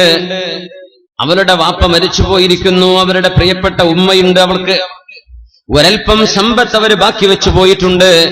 നിങ്ങൾക്ക് അല്ലാഹു ഇൽമിന്റെ സമ്പാദ്യം തന്നതുകൊണ്ട് ആ സമ്പത്തുള്ള കുഞ്ഞിനെ നിങ്ങൾ തന്നെ കല്യാണം കഴിക്കണമെന്നാണ് ഞങ്ങളുടെ നാട്ടുകാരുടെ മുഴുവൻ ആഗ്രഹം. മാഷാ അല്ലാഹ്. ഇങ്ങനെയൊക്കെ നാട്ടുകാരെ ഒരു ഉസ്താദിനെ സ്നേഹിച്ചു കഴിഞ്ഞാൽ രക്ഷപ്പെട്ടു. മാഷാ അല്ലാഹ്. അപ്പോ അദ്ദേഹം പറഞ്ഞു, എന്നായിക്കോട്ടെ.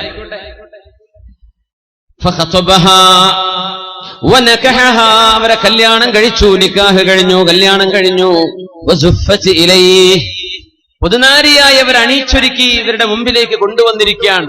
നോക്കുമ്പോ കഴുത്തിലെ ഒരു മനോഹരമായ മുത്തുമാലയുണ്ട്.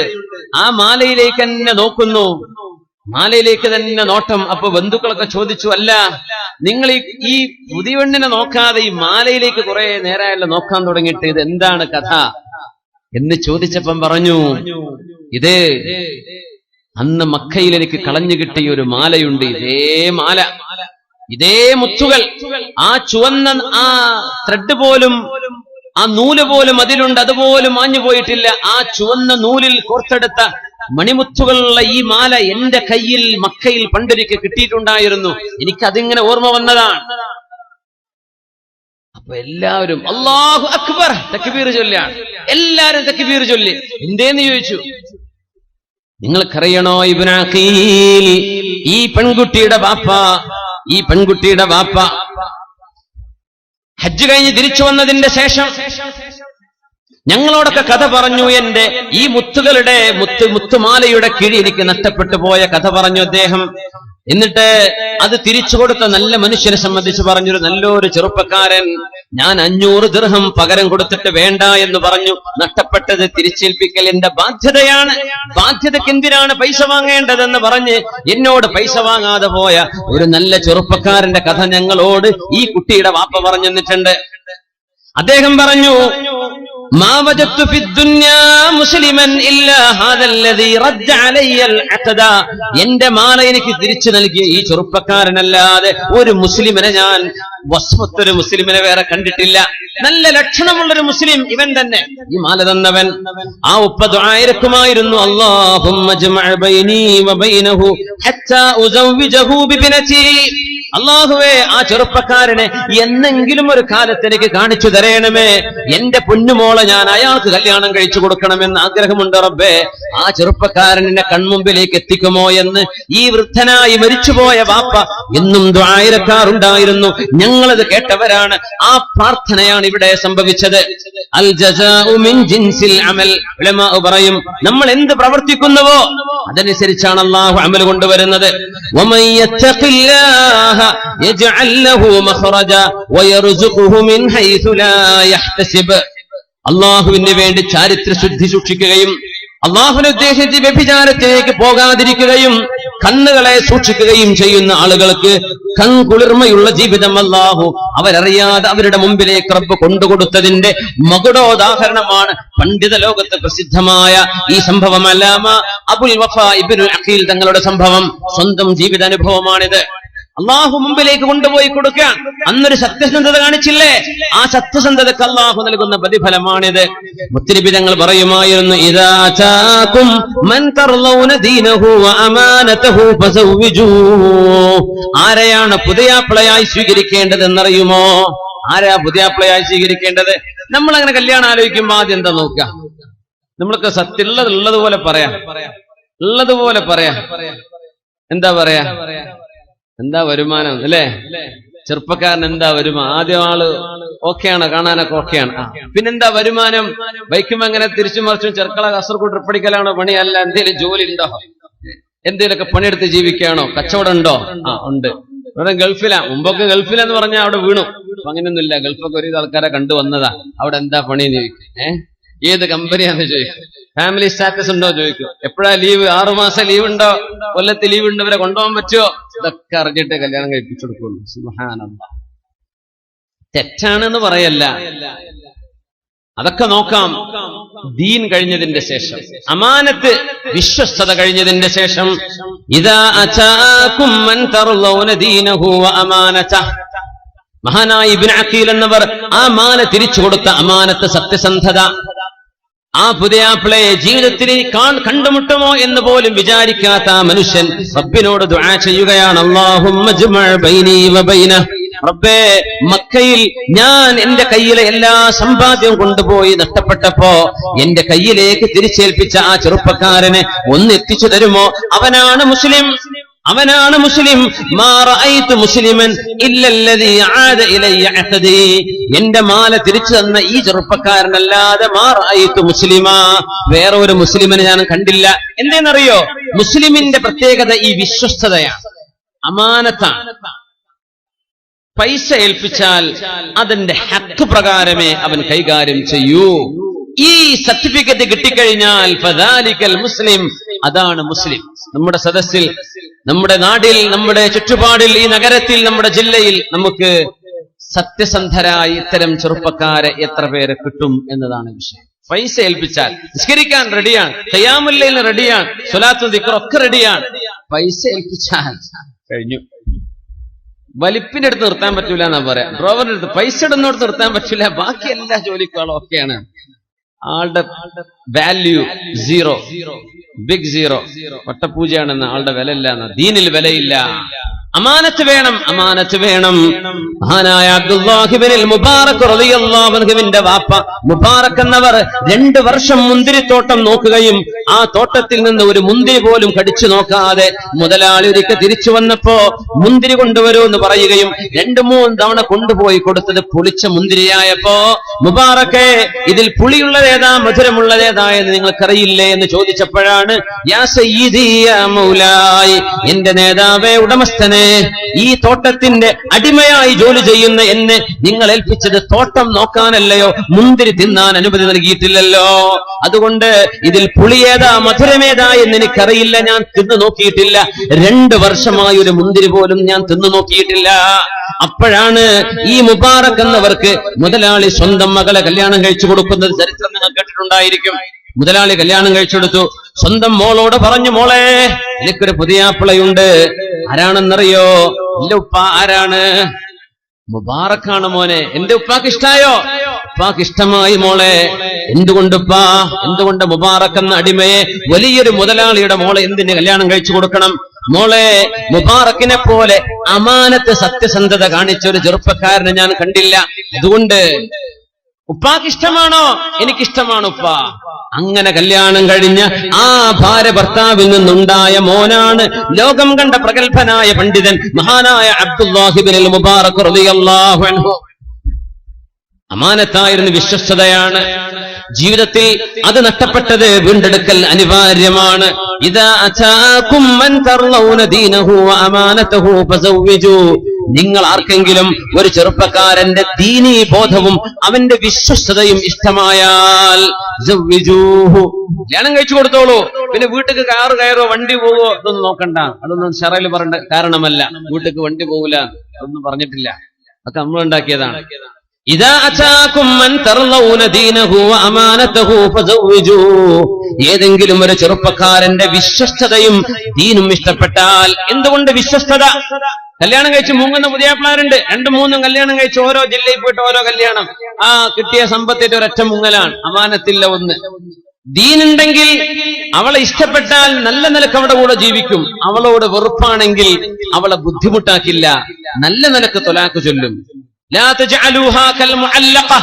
പെണ്ണുങ്ങളെ തൊലാക്ക് ചൊല്ലുന്നുമില്ല, വേറെ കല്യാണം കഴിക്കാൻ അവളെ വിടുന്നുമില്ല, ഇവനറ്റ വിടുന്നുമില്ല, ഉപദ്രവിക്കാൻ, മെന്റലി ടോർച്ചർ ചെയ്യാൻ, മാനസികമായി പീഡിപ്പിക്കാൻ. അതൊന്നും ദീനുള്ള ചെറുപ്പക്കാരെ ചെയ്യൂല. നമ്മളൊന്ന് യോജിച്ചു പോവില്ലേ മോളെ?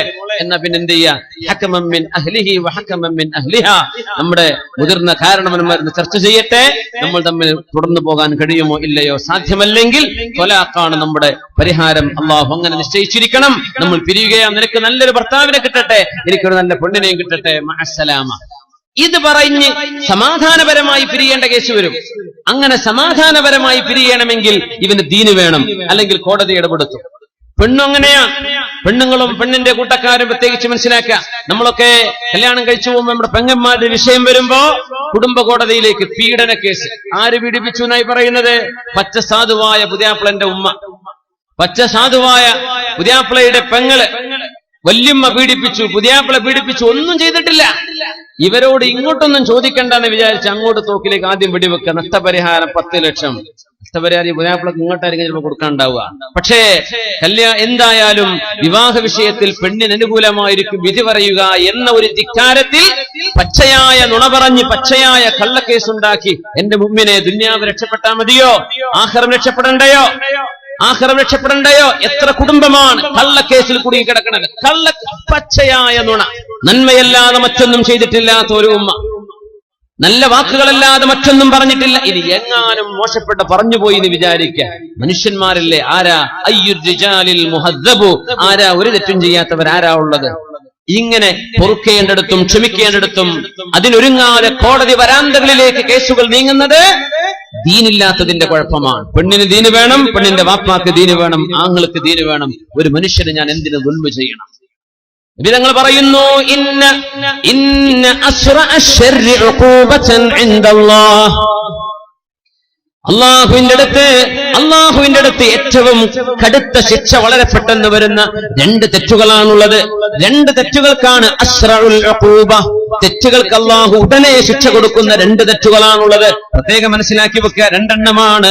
ഒന്ന് അൽ ബഗ്യു വ ഖതീഅത്തുർ റഹ്മി, ഒന്ന് അക്രമം ചെയ്യലാണ്. ഒരു മനുഷ്യനെ പറ്റി ഇല്ലാത്തത് ആരോപിച്ച മനുഷ്യനെ കേസുകൾ കൊടുക്കുക, ബുദ്ധിമുട്ടാക്കുക, പീഡിപ്പിക്കുന്നത്, ഒരു മനുഷ്യനെ ബുദ്ധിമുട്ടാക്കുന്നത് അക്രമം ചെയ്യുന്നതാണ്. വഖതീഅത്തുർ റഹ്മി, സ്വന്തം രക്തബന്ധത്തോട് കുടുംബബന്ധം മുറിച്ചു കളയലും അള്ളാഹുവിന്റെ മുമ്പിൽ ഗുരുതരമായ തെറ്റും വളരെ പെട്ടെന്ന് അതിന്റെ ശിക്ഷ വരുമെന്ന് മഹാനായ റസൂലുള്ളാഹി സ്വല്ലല്ലാഹു അലൈഹി വസല്ലം. ഇന്ന അസ്റഅ സവാബ്, പ്രതിഫലം ഏറ്റവും കൂടുതൽ വളരെ പെട്ടെന്ന് അള്ളാഹു കൂലി തരുന്നത് സിലത്തുർ റഹിം, കുടുംബബന്ധം ചേർക്കലുമാണ്. പിരിഞ്ഞു നിൽക്കുന്ന ഭാര്യ ഭർത്താക്കന്മാർ ചേരുന്നു, തെറ്റി നിന്നിരുന്ന ഉമ്മയോട് വാപ്പയോട് പിണക്കം തീർക്കുന്നു. റമളാനല്ലേ ഉമ്മ പുറത്തു തരണേ, ഉമ്മ മാപ്പാക്കി തരണേ, അങ്ങനെ പറയാ, നന്നായി തീരാ. കുടുംബമാണ്, കല്യാണം കഴിച്ചാലും അല്ലെങ്കിലും കുടുംബമാണ്, എല്ലാം കുടുംബമാണ്. കല്യാണം കഴിച്ച പെണ്ണിനെ സംബന്ധിച്ചിടത്തോളം ഭർത്താവിന്റെ ഉമ്മയും വാപ്പയും അവൾക്ക് രണ്ടാമതൊരു വാപ്പയും രണ്ടാമതൊരു ഉപ്പയുമായി. ഭർത്താവിനെ സംബന്ധിച്ചിടത്തോളം തന്റെ ഭാര്യയുടെ മാതാപിതാക്കൾ ഈ ഭർത്താവിനെ സംബന്ധിച്ചിടത്തോളം ആരാണ്? ഉമ്മയാണ്, വാപ്പയാണ്. ത്വലാഖ് ചൊല്ലിയാൽ പോലും മുറിയാത്ത ബന്ധമാണ്. നിക്കാഹിന്റെ ബന്ധം നമുക്കറിയാം. തൊട്ടാ ഒന്നും മുറിയില്ല എന്നല്ലേ പറയാ. സ്വന്തം ഉമ്മയെ തൊട്ടാ ഒന്നും മുറിയാത്ത പോലെ ഭാര്യ മാതാവിനെ തൊട്ടാ ഒന്നും മുറിയില്ല. ഭാര്യ ത്വലാഖ് ചൊല്ലിയതിന്റെ ശേഷമാണെങ്കിൽ തന്നെയും അത്രയും വലിയ ബന്ധമാണ്. അബൂ ഹുറൈറ റളിയല്ലാഹു തആല അൻഹു പറയുകയാണ്, സദസ്സിലിരിക്കുമ്പോ ഈ സദസ്സിൽ ആരെങ്കിലും സ്വന്തം കുടുംബത്തോട് പിണങ്ങി നിൽക്കുന്നുണ്ടോ, സദസ്സിന് എഴുന്നേറ്റ് പോകണം. അബൂ ഹുറൈറ റളിയല്ലാഹു അൻഹു പറഞ്ഞു, ഞാൻ പറയല്ല, നമുക്ക് സദസ്സിൽ കസാല മൊത്തം കാലിയായി പോയ പ്രശ്നമാവും ചിലപ്പോ. അങ്ങനെയൊന്നും ഉണ്ടാവില്ല എന്ന് വിചാരിക്കുക. അബൂ ഹുറൈറ തങ്ങൾ പറഞ്ഞു, എണീറ്റ് പോയിക്കോളിയത്. സ്വന്തം കുടുംബത്തോട് ചോരബന്ധമുള്ള ആളുകളോട് പിണങ്ങിയ മുഴുവൻ ആളുകളും എഴുന്നേൽക്കണമെന്ന് പറഞ്ഞപ്പോ സദസ്സിന്റെ അങ്ങേ മൂലയിൽ നിന്നൊരു ചെറുപ്പക്കാർ എഴുന്നേറ്റ് പോയി. നേരെ ഉപ്പയുടെ പെങ്ങള്, അമ്മായി എന്നല്ലേ പറയാ കാസർഗോഡൊക്കെ മര പെങ്ങൾക്ക്. അപ്പൊ എന്താ പറയാ, കുഞ്ഞുമ്മ. കുഞ്ഞുമ്മ, അത് ശരി. അമ്മായി ആരപ്പോ? അമ്മായിമ്മക്ക് അമ്മായി എന്ന് പറയാം അല്ലേ. കുഞ്ഞുമ്മ. അപ്പൊ മൂത്തമ്മയാണെങ്കിലോ മൂത്തമ്മ. ഉപ്പാന്റെ പെങ്ങള്. നിങ്ങൾ മലപ്പുറത്തൊക്കെ അമ്മായി എന്നാ പറയാ. നിങ്ങൾ പറയണ അമ്മായിക്ക് അമ്മായിമ്മ എന്നും പറയും, ഭാര്യയുടെ ഉമ്മാക്കേ. അപ്പൊ കുഞ്ഞുമ്മേ മൂത്തമ്മേ, മനസ്സിലാവുമല്ലോ, അങ്ങനെ പറഞ്ഞാ പോരെ. അപ്പൊ അവരുമായൊരു പിണക്കുണ്ടായിരുന്നു ചെറുപ്പക്കാരന്. നേരെ ചെന്നിട്ട് പറഞ്ഞു, കുഞ്ഞുമ്മ പൊരുത്തപ്പെടണേ. എന്തേ മോനെ ഇപ്പൊ നന്നായി? ഒന്നുമില്ല, അബൂ ഹുറൈറ തങ്ങളുടെ ക്ലാസ് അവിടെ നടക്കുന്നുണ്ട്, അവിടുന്ന് ഒരു വാക്ക് പറഞ്ഞു, പിണക്കുള്ളവരൊക്കെ എഴുന്നേറ്റ് പോയിക്കോ എന്ന് പറഞ്ഞു. സ്വന്തം ചോരബന്ധത്തോട് പിണങ്ങിയവരൊക്കെ എഴുന്നേറ്റ് പോയിക്കോ എന്ന് പറഞ്ഞു. ഞാൻ പോന്നുമ്മ, അബൂ ഹുറൈറ തങ്ങൾ പറയല്ലേ, നബിന്റെ സ്വഹാബിയല്ലേ, ഞാൻ എഴുന്നേറ്റ് പോന്നു. മോനെ, അബൂ ഹുറൈറ തങ്ങളോട് പോയിട്ട് തിരിച്ചു ചോദിക്ക്, എന്തേ നിങ്ങൾ അങ്ങനെ പറയാൻ കാരണമെന്ന് ചോദിക്കൂ എന്ന് പറഞ്ഞു. ഞാൻ പൊരുത്തപ്പെട്ടു മോനെ, പൊരുത്തപ്പെട്ടു, നന്നായി. കുഞ്ഞമ്മ പൊരുത്തപ്പെട്ടു കൊടുത്തു. നേരെ വന്ന് അബൂ ഹുറൈറ തങ്ങളോട് ചോദിച്ചു, മഹാനായ അഷ്റഫുൽ ഖൽഖ് തങ്ങളുടെ സ്വഹാബിയായവരെ, അങ്ങയുടെ സദസ്സിൽ നിന്ന് ഞാൻ എഴുന്നേറ്റ് പോയി. എന്റെ കുഞ്ഞമ്മയോട് പിണക്കുണ്ടായിരുന്നു, പിണക്കൊക്കെ തീർന്നിരിക്കാൻ. എന്റെ കുഞ്ഞമ്മ ചോദിക്കാൻ പറഞ്ഞു, എന്തേ നിങ്ങൾ അങ്ങനെ പറയാൻ കാരണം എന്ന് ചോദിക്കാൻ വേണ്ടി പറഞ്ഞു.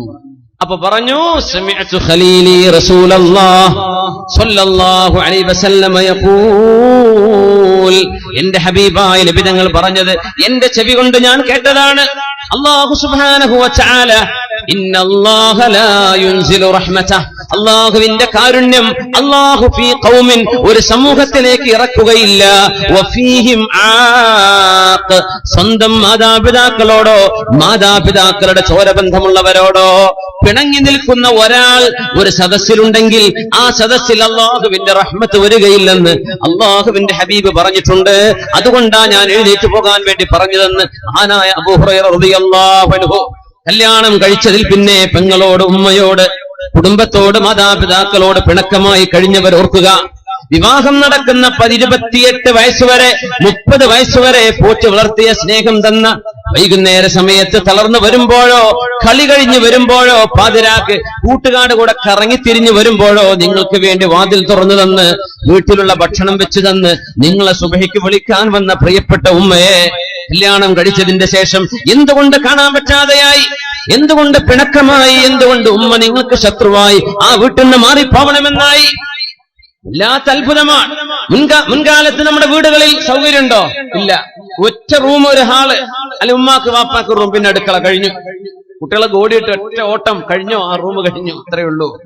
ആ വീടിനുള്ളിലാണ് പെങ്ങളും പെങ്ങളുടെ മക്കളും ബാപ്പയും ബാപ്പയുടെ അനുജനും അമ്മായും എല്ലാവരും ഒരുമിച്ച് എല്ലാവിധ പരിമിതികളും മറന്ന് സ്നേഹമെന്ന ഒരൊറ്റ പരിധിക്കുള്ളിൽ നിന്ന് അടുക്കളയിലും ബെഡ്റൂമിലും ഹാളിലും വരാന്തകളിലും ഒക്കെയായി സ്നേഹത്തോടുകൂടെ കഴിഞ്ഞിരുന്ന ഒരു വീട്.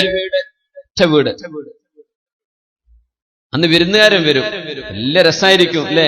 വിരുന്നുകാരൊക്കെ വരുന്നു. അവിടെ പാർക്കാനൊന്നും വീട് സ്ഥലമില്ല, എന്നാലും ഉള്ള പായ വിരിച്ച് എന്തോ ഒരു സന്തോഷത്തിൽ ചക്കയും മാങ്ങയും ഒക്കെ എടുത്തു വെച്ച് കഴിച്ച്, ഉള്ള അരിയും വെച്ച് കഞ്ഞി കുടിച്ച്, ചമ്മന്തി വെച്ച് വളരെ മനോഹരമായി സ്നേഹത്തോടെ. സ്കൂൾ പൂട്ടിയ 30 ദിവസം ആ വീട്ടിൽ വല്ലത് അവിടെ ഉണ്ടോ? ഒന്നുമില്ല. അങ്ങനത്തെ വീട്.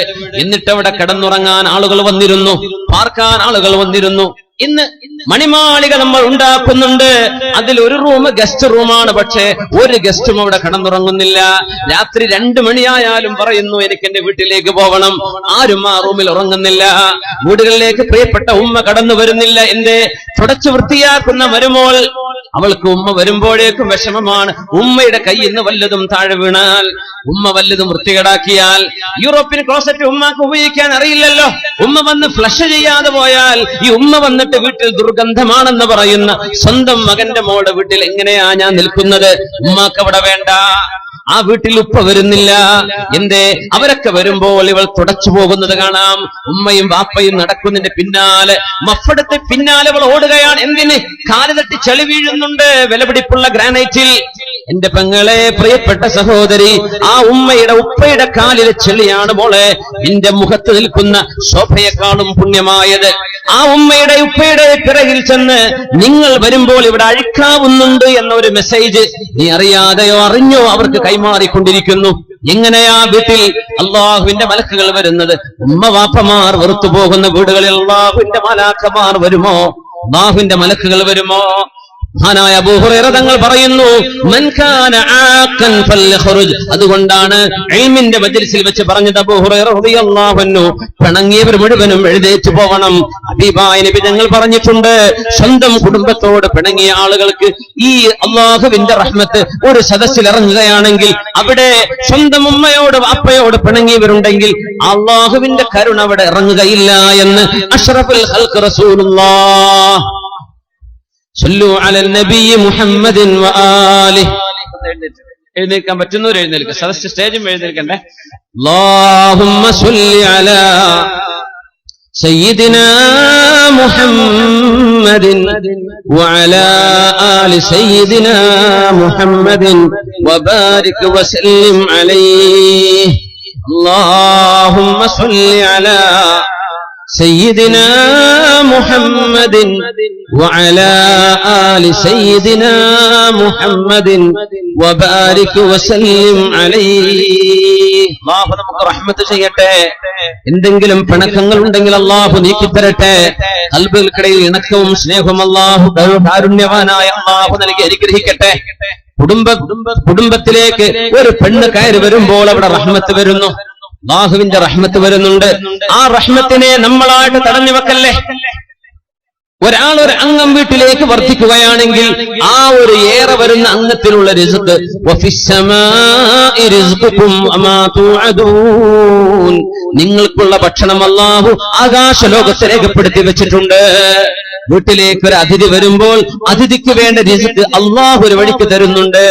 ഒരു കുഞ്ഞിന് ജന്മം നൽകപ്പെടുമ്പോൾ ആ കുഞ്ഞിന് വേണ്ട ഭക്ഷണം അല്ലാഹു നമുക്ക് രേഖപ്പെടുത്തുന്നുണ്ട്. ഒരു ഭാര്യ കടന്നു വരുന്നു, അവൾ വരുമ്പോൾ അവളുടെ റിസ്കുമായാണ് കടന്നു വരുന്നത്. അവരുടെ ഭക്ഷണം അവൾ കൊണ്ടുവരുന്നുണ്ട്. ഇത് കാരുണ്യവാന്റെ അല്ലാഹുവിന്റെ തീരുമാനമാണ്. അതുകൊണ്ട് ഒരാൾ കടന്നു വരുന്നത് ഒരാൾക്കും ഭാരമാവല്ലേ. ജീവിതത്തിന്റെ തണിയായി കൂടെ നിൽക്കാൻ, സങ്കടത്തിലും സന്താപത്തിലും കൂടെ നിൽക്കാൻ, മരണം വരെ പിരിയാത്തൊരു ബന്ധമായി വിവാഹ ബന്ധങ്ങൾ മാറണമെന്ന് പഠിപ്പിക്കുകയായിരുന്നുവല്ലോ പരിശുദ്ധ റസൂലുള്ളാഹ് സ്വല്ലല്ലാഹു അലൈഹി വസല്ലം. ഹബീബായ നബി തങ്ങൾ എത്ര മനോഹരമായിട്ടാണ് ഈ ഇബാദത്തിനെ സംബന്ധിച്ച് പറഞ്ഞു തന്നത്. എത്ര മനോഹരമാണ്. അലി ഇബ്നു അബീ ത്വാലിബ് റളിയല്ലാഹു അൻഹു അല്ലേ വന്ന് പറഞ്ഞത്? ഹബീബായ തങ്ങളുടെ മുമ്പിലേക്ക് വന്നപ്പോ നബി തങ്ങൾ ചോദിച്ചു, യാ അലി ജിഇത ഖാതിബാ, അലിയാരെ നിങ്ങൾ കല്യാണം ആലോചിക്കാൻ വന്നതാണോ? നഅം യാ റസൂലല്ലാഹ്. ആദ്യമൊന്നും പറഞ്ഞു കൊടുത്തില്ല എന്താണ് കാരണമെന്ന്. എന്തേ വന്നു? ഒന്നുമില്ല നബിയേ. എന്തിനെ വന്നത്? ഒന്നുമില്ല നബിയേ. തങ്ങളുടെ മറുപടി വന്നു, ജിഇത ഖാതിബാ, എന്റെ പ്രിയപ്പെട്ട മോൾ ഫാത്തിമയെ കല്യാണം കഴിക്കാൻ ആലോചിച്ചു വന്നതാണോ? നഅം യാ റസൂലല്ലാഹ്. അതേ നബിയേ. തങ്ങളുടെ അടുത്ത ചോദ്യം, മഹറുണ്ടോ? ജോലിയുണ്ടോ? വിസ കിട്ടിയോ എന്നല്ല ചോദിക്കേണ്ടത്. എന്താണ്? മഹർ കൊടുക്കാൻ വകുപ്പുണ്ടോ? എത്ര മതി? മഹർ കൊടുക്കാനുണ്ടോ? ഇല്ല നബിയേ, ഒന്നുമില്ല. എന്റെ ആഗ്രഹം അങ്ങയുടെ മോളെ കല്യാണം കഴിക്കണം എന്നാണ്. അലിയാരെ, ഐന ദിർഉക്, നിങ്ങളുടെ പടയങ്കി എവിടെ? നിങ്ങളുടെ ഇരുമ്പിന്റെ പടയങ്കി എവിടെ? അതിനെന്ത് കിട്ടും നബിയേ? എന്ത് കിട്ടിയാലും അങ്ങ് വാങ്ങിച്ചുവാ. 400 ദിർഹം വെള്ളി നാണയമാണ് ദിർഹം, ദീനാറാണ് സ്വർണ്ണ നാണയമെന്ന്. 400 ദിർഹം കിട്ടി. നബി തങ്ങൾ പറഞ്ഞു, അലിയാരെ, വീട്ടിലേക്ക് വേണ്ട സാധനങ്ങൾ വാങ്ങിച്ചോളൂ, മഹറും കൊടുത്തോളൂ. ഫാത്തിമാക്ക് അല്ലാഹുവിന്റെ ഹബീബ് വിവാഹം ചെയ്തു കൊടുക്കുകയാണ്. സവ്വജ്തുക ബിൻതി ഫാത്തിമ, എന്റെ മോൾ ഫാത്തിമ അലിയാരെ നിങ്ങൾക്ക് ഞാൻ നിക്കാഹ് ചെയ്തു തന്നിരിക്കുന്നു എന്ന് അഷ്റഫുൽ ഖൽഖ് റസൂലുള്ളാഹി സ്വല്ലല്ലാഹു അലൈഹി വസല്ലം. ബ്രോക്കർക്ക് കാശ് കൊടുക്കേണ്ടി വന്നിട്ടില്ല. ബ്രോക്കറേജ് ഉണ്ടാ? ഇല്ല. വളരെ മനോഹരമായി ഹബീബിന്റെ മുമ്പിൽ നടന്ന വിവാഹമാണ്. ഹബീബിന്റെ പൊന്നുമോളെ എങ്ങനെയാണ് ഹബീബ് കയ്യിലേൽപ്പിച്ചത് എന്ന് പഠിപ്പിക്കുകയാ റസൂലുള്ളാഹി സ്വല്ലല്ലാഹു അലൈഹി വസല്ലം. ആ ഒരു ചരിത്രം ഒരു പക്ഷേ നമ്മൾ കേട്ടതാവാം. പക്ഷേ ഇന്ന് നമ്മൾ നടത്തുന്ന ആഭാസങ്ങളൊന്ന് തെറ്റിച്ചു നോക്കുമ്പോഴാ എത്ര ദൂരെയാണ് നമ്മൾ ഓടിക്കൊണ്ടിരിക്കുന്നത്. ഹൈവേയിൽ നിന്ന് എത്ര ദൂരെയാണ് നമ്മൾ നേർക്കുനേരെ പോവേണ്ട റൂട്ടിൽ നിന്ന് വഴിതെറ്റി ഏതോ ലോകത്തുകൂടെ നമ്മൾ പോയിക്കൊണ്ടിരിക്കുന്നത്. അഷ്റഫുൽ ഖൽഖ് തങ്ങളുടെ മുമ്പിൽ നിക്കാഹ് നടക്കുന്നു. പ്രിയപ്പെട്ട മോൾ ഫാത്തിമ റളിയല്ലാഹു അൻഹയെ ഏൽപ്പിക്കുകയാണ്. അലി റളിയല്ലാഹു അൻഹുവിന്റെ വിവാഹം നടക്കുന്ന ആദ്യത്തെ ദിവസമാണത്. യാ അലിയു യാ ഫാത്തിമ, അലിയായ ഫാത്തിമ, ലാ തുഹ്ദിഥാ ശൈഅൻ ഹത്താ ആതീകുമാ, ഞാൻ വരുന്നത് വരെ നിങ്ങൾ ഉറങ്ങരുത്, എന്നെ കാത്തിരിക്കണം, ഞാൻ രാത്രി വീട്ടിലേക്ക് വരാം. വിവാഹം കഴിഞ്ഞു അന്നത്തെ ദിവസം. എത്ര സിമ്പിളാണ്. ഖൈബറിൽ മുത്തുനബി തങ്ങൾ സഫിയ റളിയല്ലാഹു അൻഹ വിവാഹം ചെയ്ത് അങ്ങനെയായിരുന്നു. സഫിയ ബിൻത് ഹുയൈ റളിയല്ലാഹു അൻഹ, അവരുടെ വാപ്പ ജൂതനായിരുന്നു. സഫിയ ബീബി ജൂതമതത്തിൽ നിന്ന് ഇസ്ലാമിലേക്ക് വന്ന മഹദിയാണ്. സഫിയ റളിയല്ലാഹു അൻഹയെ നബി തങ്ങൾ വിവാഹം ചെയ്ത് ഖൈബറിൽ വെച്ചാണ്. നിക്കാഹ് നടന്നപ്പോ സദ്യ വേണ്ടേ നബിയെ? വേണം, സദ്യ വേണം, സദ്യ വേണം.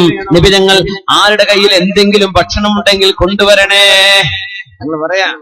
ഹബീബിന്റെ കല്യാണമാണത്. എല്ലാരും കാരക്ക കൊണ്ടുവന്നു. ആരോ കുറച്ചാൾ കുറച്ച് നെയ്യും, അത് ഒരു മൃഗത്തിന്റെ തോലുണ്ടായിരുന്നു, അവർ സുപ്ര വിരിക്കുന്ന പോലെ വിരിക്കുന്ന ഒരു വസ്ത്രത്തിൽ വിരിച്ചിട്ട് കാരക്കയും കുറച്ച് നെയ്യും അവിടെ വെച്ചു. കാരക്ക ഓരോരുത്തരെടുത്ത് തിന്നാൻ തുടങ്ങി. ആ സുപ്രക്ക് ചുറ്റും ആളുകൾ ഇരിക്കാൻ തുടങ്ങി. തങ്ങൾ പറഞ്ഞു, വിളിച്ചോളൂ, വിളിച്ചോളൂ, എല്ലാവരെയും വിളിച്ചോളൂ, വിവാഹത്തിന്റെ സദ്യയാണെന്ന് പറഞ്ഞ് ഓരോരുത്തരെയും വിളിച്ചുകൊണ്ടുവന്നു. എല്ലാവരും വന്നു. അനസ് റളിയല്ലാഹു അൻഹു ഖാദിമു റസൂലില്ലാഹ്, നബി തങ്ങളുടെ ഖാദിം പറയുന്നു, ഞങ്ങൾ 400 പേരെന്നുണ്ടായിരുന്നു. ഖൈബർ യുദ്ധം കഴിഞ്ഞ് തിരിച്ചു വരികയാണ്. 400 പേർ ഞങ്ങൾ ഉണ്ടായിരുന്നു. ഞങ്ങൾ എല്ലാവർക്കും ഭക്ഷണം അവിടെ തികഞ്ഞു എന്നതാണ് അത്ഭുതം. അത് ഹബീബിന്റെ മുഅ്ജിസത്തായിരുന്നു. അല്ലാഹു നൽകുന്ന മിറക്കിൾസ്, അല്ലാഹു നൽകുന്ന മഹാത്ഭുതങ്ങൾ. 400 ആൾക്ക് കുറഞ്ഞ കാരക്ക മതി.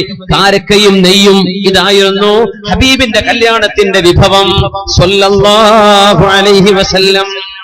സൈനബ് റളിയല്ലാഹു അൻഹയെ, സൈനബ് ബീവിയെ കല്യാണം കഴിച്ചപ്പോഴാ ഹബീബായ തങ്ങൾ പൊടിപൊടിച്ച കല്യാണ സദ്യ ഉണ്ടാക്കിയത്. എത്രയെന്നറിയോ? ശാതൻ, ഒരാടർത്തു, ഒറ്റാട്. അതാണ് ഏറ്റവും ഗംഭീരമായ ഹബീബിന്റെ വിവാഹ സദ്യ. സൈനബ് റളിയല്ലാഹു അൻഹയെ കല്യാണം കഴിച്ചപ്പോഴാണ് ഒരാടർത്തത്. ഹബീബായ തങ്ങൾക്കത് ഇഷ്ടമായിരുന്നു.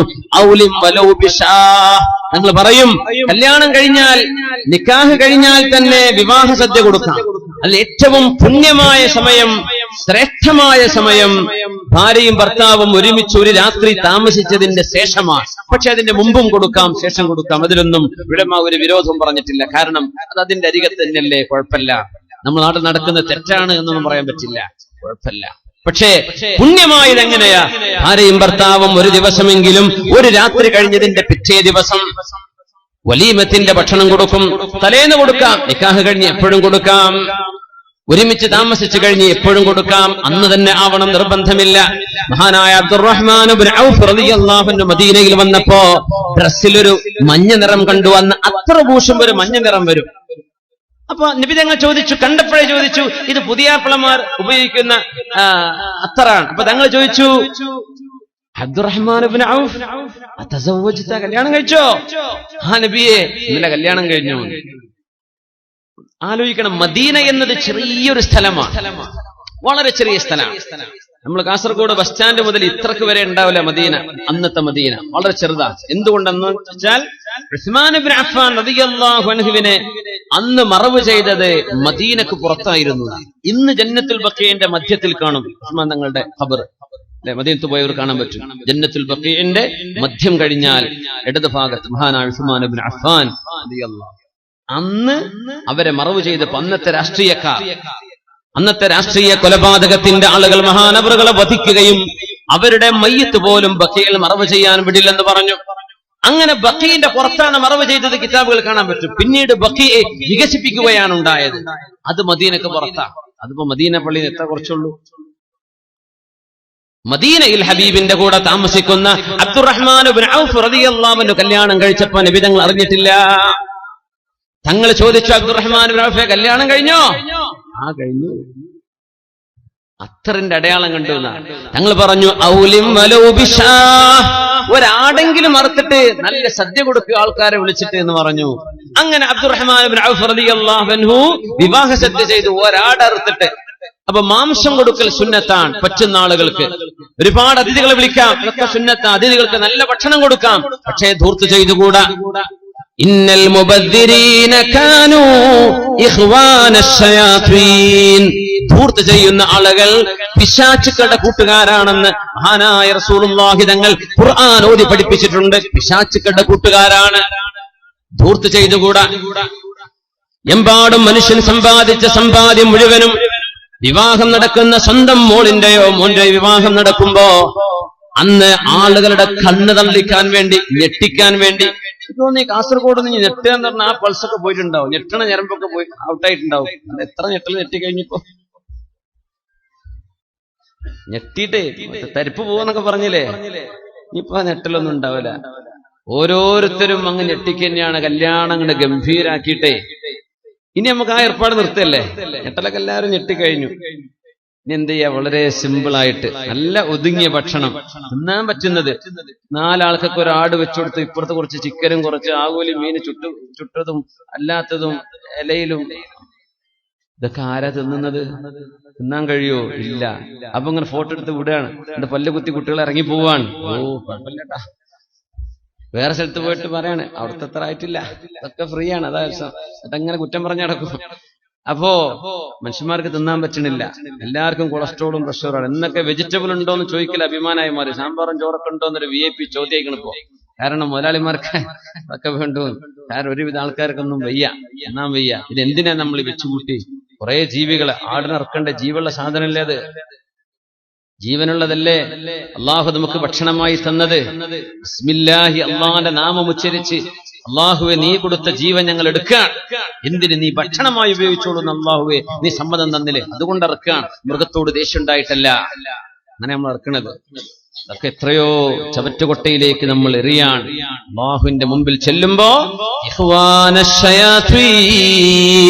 പിശാചുക്കളെ അള്ളാഹു ചാല ചങ്ങലകൾ ബന്ധിച്ചു കൊണ്ടുവരുമെന്നാണ്. പിശാചിന്റെ കൂട്ടുകാരും അങ്ങനെ തന്നെ. എന്തിനെ? ധൂർത്ത് ചെയ്തതിന്റെ പേരിൽ. അങ്ങനെ നിങ്ങൾ ചെയ്യല്ലേ എന്ന് പരിശുദ്ധ ഹബീബ് സല്ലല്ലാഹു അലൈഹി വസല്ലം. അലി റളിയല്ലാഹു അൻഹുവിന്റെ കല്യാണം നടക്കുന്ന അന്നത്തെ ദിവസം എന്റെ മുഅ്മിനീങ്ങളെ ആലോചിക്കണമേ. നമ്മൾ ചിന്തിക്കുക എത്ര സിമ്പിളാണ് അല്ലാഹുവിന്റെ ഹബീബ് നമുക്ക് പറഞ്ഞു തന്ന ഈ ഇബാദത്ത്. നമ്മള് വിവാഹങ്ങളിൽ സംബന്ധിക്കേണ്ടവരാണ്. വമൻ ദുഇയ ഇലാ വലീമത്തിൻ ഫലം യുജിബ് ഫഖദ് അസല്ലാഹ വറസൂലഹു എന്ന് ഹബീബ് റസൂലുള്ളാഹി സ്വല്ലല്ലാഹു അലൈഹി വസല്ലം. ഒരു കല്യാണത്തിന് ഒരാൾക്ക് ഇൻവിറ്റേഷൻ കിട്ടിയിട്ട് ആ ഇൻവിറ്റേഷൻ സ്വീകരിച്ചില്ലെങ്കിൽ അവർ അല്ലാഹുവിനും റസൂലിനും എതിര് ചെയ്തു എന്ന് മുത്ത് റസൂലുള്ളാഹ്. എങ്ങനെ? കല്യാണത്തിന്റെ മെസ്സേജ് നമ്മൾക്ക് ഇച്ചിരി അഹങ്കാരം കൽബിലേക്ക് വരുമ്പോഴാണ് എന്നോട് വീട്ടിൽ വന്ന് പറഞ്ഞിട്ടില്ലല്ലോ. അഹങ്കാരമുണ്ട് എന്നതിന്റെ ഒന്നാമത്തെ അടയാളാണ്. അങ്ങനത്തെ പോലും കല്യാണത്തിൽ വന്നിട്ടില്ലെങ്കിലും കുഴപ്പമില്ല, അള്ളാന്റെ സ്വർഗത്ത് കിടക്കൂല എന്നാ അഹങ്കാരം കൽബിൽ അല്പുള്ളവര്. എന്നെ വീട്ടിൽ വന്ന് വിളിച്ചില്ല, അങ്ങാടിയിൽ കണ്ടപ്പോഴാ പറഞ്ഞത്, അല്ലെങ്കിൽ ആ വേദന വന്നപ്പോഴാ പറഞ്ഞത്, അല്ലെങ്കിൽ അവന്റെ ചെറിയ മകനെ പറഞ്ഞയച്ചിട്ടാ പറഞ്ഞയച്ചത്, ഡ്രൈവറെ അടുത്ത കല്യാണ കത്ത് കൊടുത്തുവിട്ടത്, എന്താ അവനങ്ങ് വന്നില്ല, എന്നെ വിളിച്ചില്ലല്ലോ, ഞാൻ അത്രയും വലിയ ആളല്ലേ. ചിന്തിക്കാൻ പാടില്ലാത്ത വിഷയമാണ് ഇതൊക്കെ. ഈഗോയാണ്. അല്ലാഹു കാത്ത് രക്ഷിക്കട്ടെ. മൻ ദുഇയ ഇലാ വലീമത്തിൻ, ഹബീബായ നബി തങ്ങൾ പറയുന്നു, ഇന്നി ലഉജീബു ദഅവ വലൗ ദുഈതു ഇലാ ഖറാ. ഹബീബായ തങ്ങൾ പറയുന്നു, എന്നെ ഒരു സദ്യക്ക് വിളിച്ചു എന്നിരിക്കട്ടെ, ആ വിവാഹ സദ്യയിൽ ഒരാടിന്റെ എല്ല് മാത്രം, മാംസമില്ലാത്ത കാലിന്റെ എല്ല് മാത്രം എന്ന് പറഞ്ഞ ഇറച്ചിക്കടക്കാരുണ്ടല്ലോ, മാംസമൊക്കെ വെട്ടിയിട്ട് എല്ലുണ്ട് ബാക്കി പേർക്കില്ല, വേറെ ലോറിക്കാർക്ക് കൊടുക്കാൻ വേണ്ടിയിട്ട് എല്ല് ട്രീറ്റ് ചെയ്യുന്നവർ കൊടുക്കാൻ, അങ്ങനത്തെ ഒരു എല്ലേ ഉള്ളൂ. എന്നിട്ട് മുത്തുനബിയെ വിളിച്ചു. പള്ളിയിൽ ഉസ്താദ് വരുമോ? ഒരിക്കൽ പോയി പെട്ടുപോയ പിന്നെ ഓടാൻ വയ്യല്ല, അടുത്ത വിളിക്ക് വരുമോ? അള്ളാന്റെ റസൂല് പറയാ, ഞാൻ വരും, എന്നെ വിളിച്ചാ ഞാൻ വരും, എന്നെ വിളിച്ചാ ഞാൻ അതിന് ഉത്തരം തരും. വലോ ദുഈതു ഇലാ ഖറാ, ഒരു എല്ലിന്റെ കഷ്ണമാണ് നിങ്ങൾ സദ്യക്ക് തന്നതെങ്കിൽ പോലും എനിക്ക് നിങ്ങളുടെ ക്ഷണം സ്വീകരിക്കൽ ഇഷ്ടമാണ്. ആരെങ്കിലും ഒരു വിവാഹത്തിന് ക്ഷണിക്കപ്പെട്ടു എന്നാ ദഅവത്ത് ചെയ്യപ്പെട്ടു. ക്ഷണിക്കുന്ന സ്നേഹം കൊണ്ടാണ്, സ്നേഹം ഉണ്ടാകുമ്പോഴാ ക്ഷണിക്കുക. ദഅവത്ത് എന്ന വാക്കിന്റെ അർത്ഥം പോലും അതാ, സ്നേഹത്തോടെ ചെയ്യുന്ന പണി എന്നാണ്. വിവാഹത്തിന് ക്ഷണിക്കുമ്പോ ദഅവ എന്നാണ് പറയാ. അള്ളാന്റെ മാർഗത്തിലേക്ക് ക്ഷണിക്കുമ്പോഴും ദഅവ എന്നാണ് പറയാ. ദഅവത്ത് അള്ളാന്റെ മാർഗത്തിലേക്ക് ക്ഷണിക്കുക. ഉദ്ഉ ഇലാ സബീലി റബ്ബിക ബിൽ ഹിക്മ, അള്ളാന്റെ മാർഗത്തിലേക്ക് ക്ഷണിക്കുമ്പോൾ ഒരു സ്നേഹം വരണം, ഫ്രണ്ട്ഷിപ്പ് വേണം, അപ്പോഴാണ് ക്ഷണിക്കുന്നത്. മുത്തുനബി ഞങ്ങൾ പറയാനൊരു എല്ലേ ഉള്ളൂ എങ്കിൽ തന്നെ ഞാൻ വരും. ക്ഷണം ഒരാൾ നമ്മൾ അറിയിച്ചു വരണം, മതി.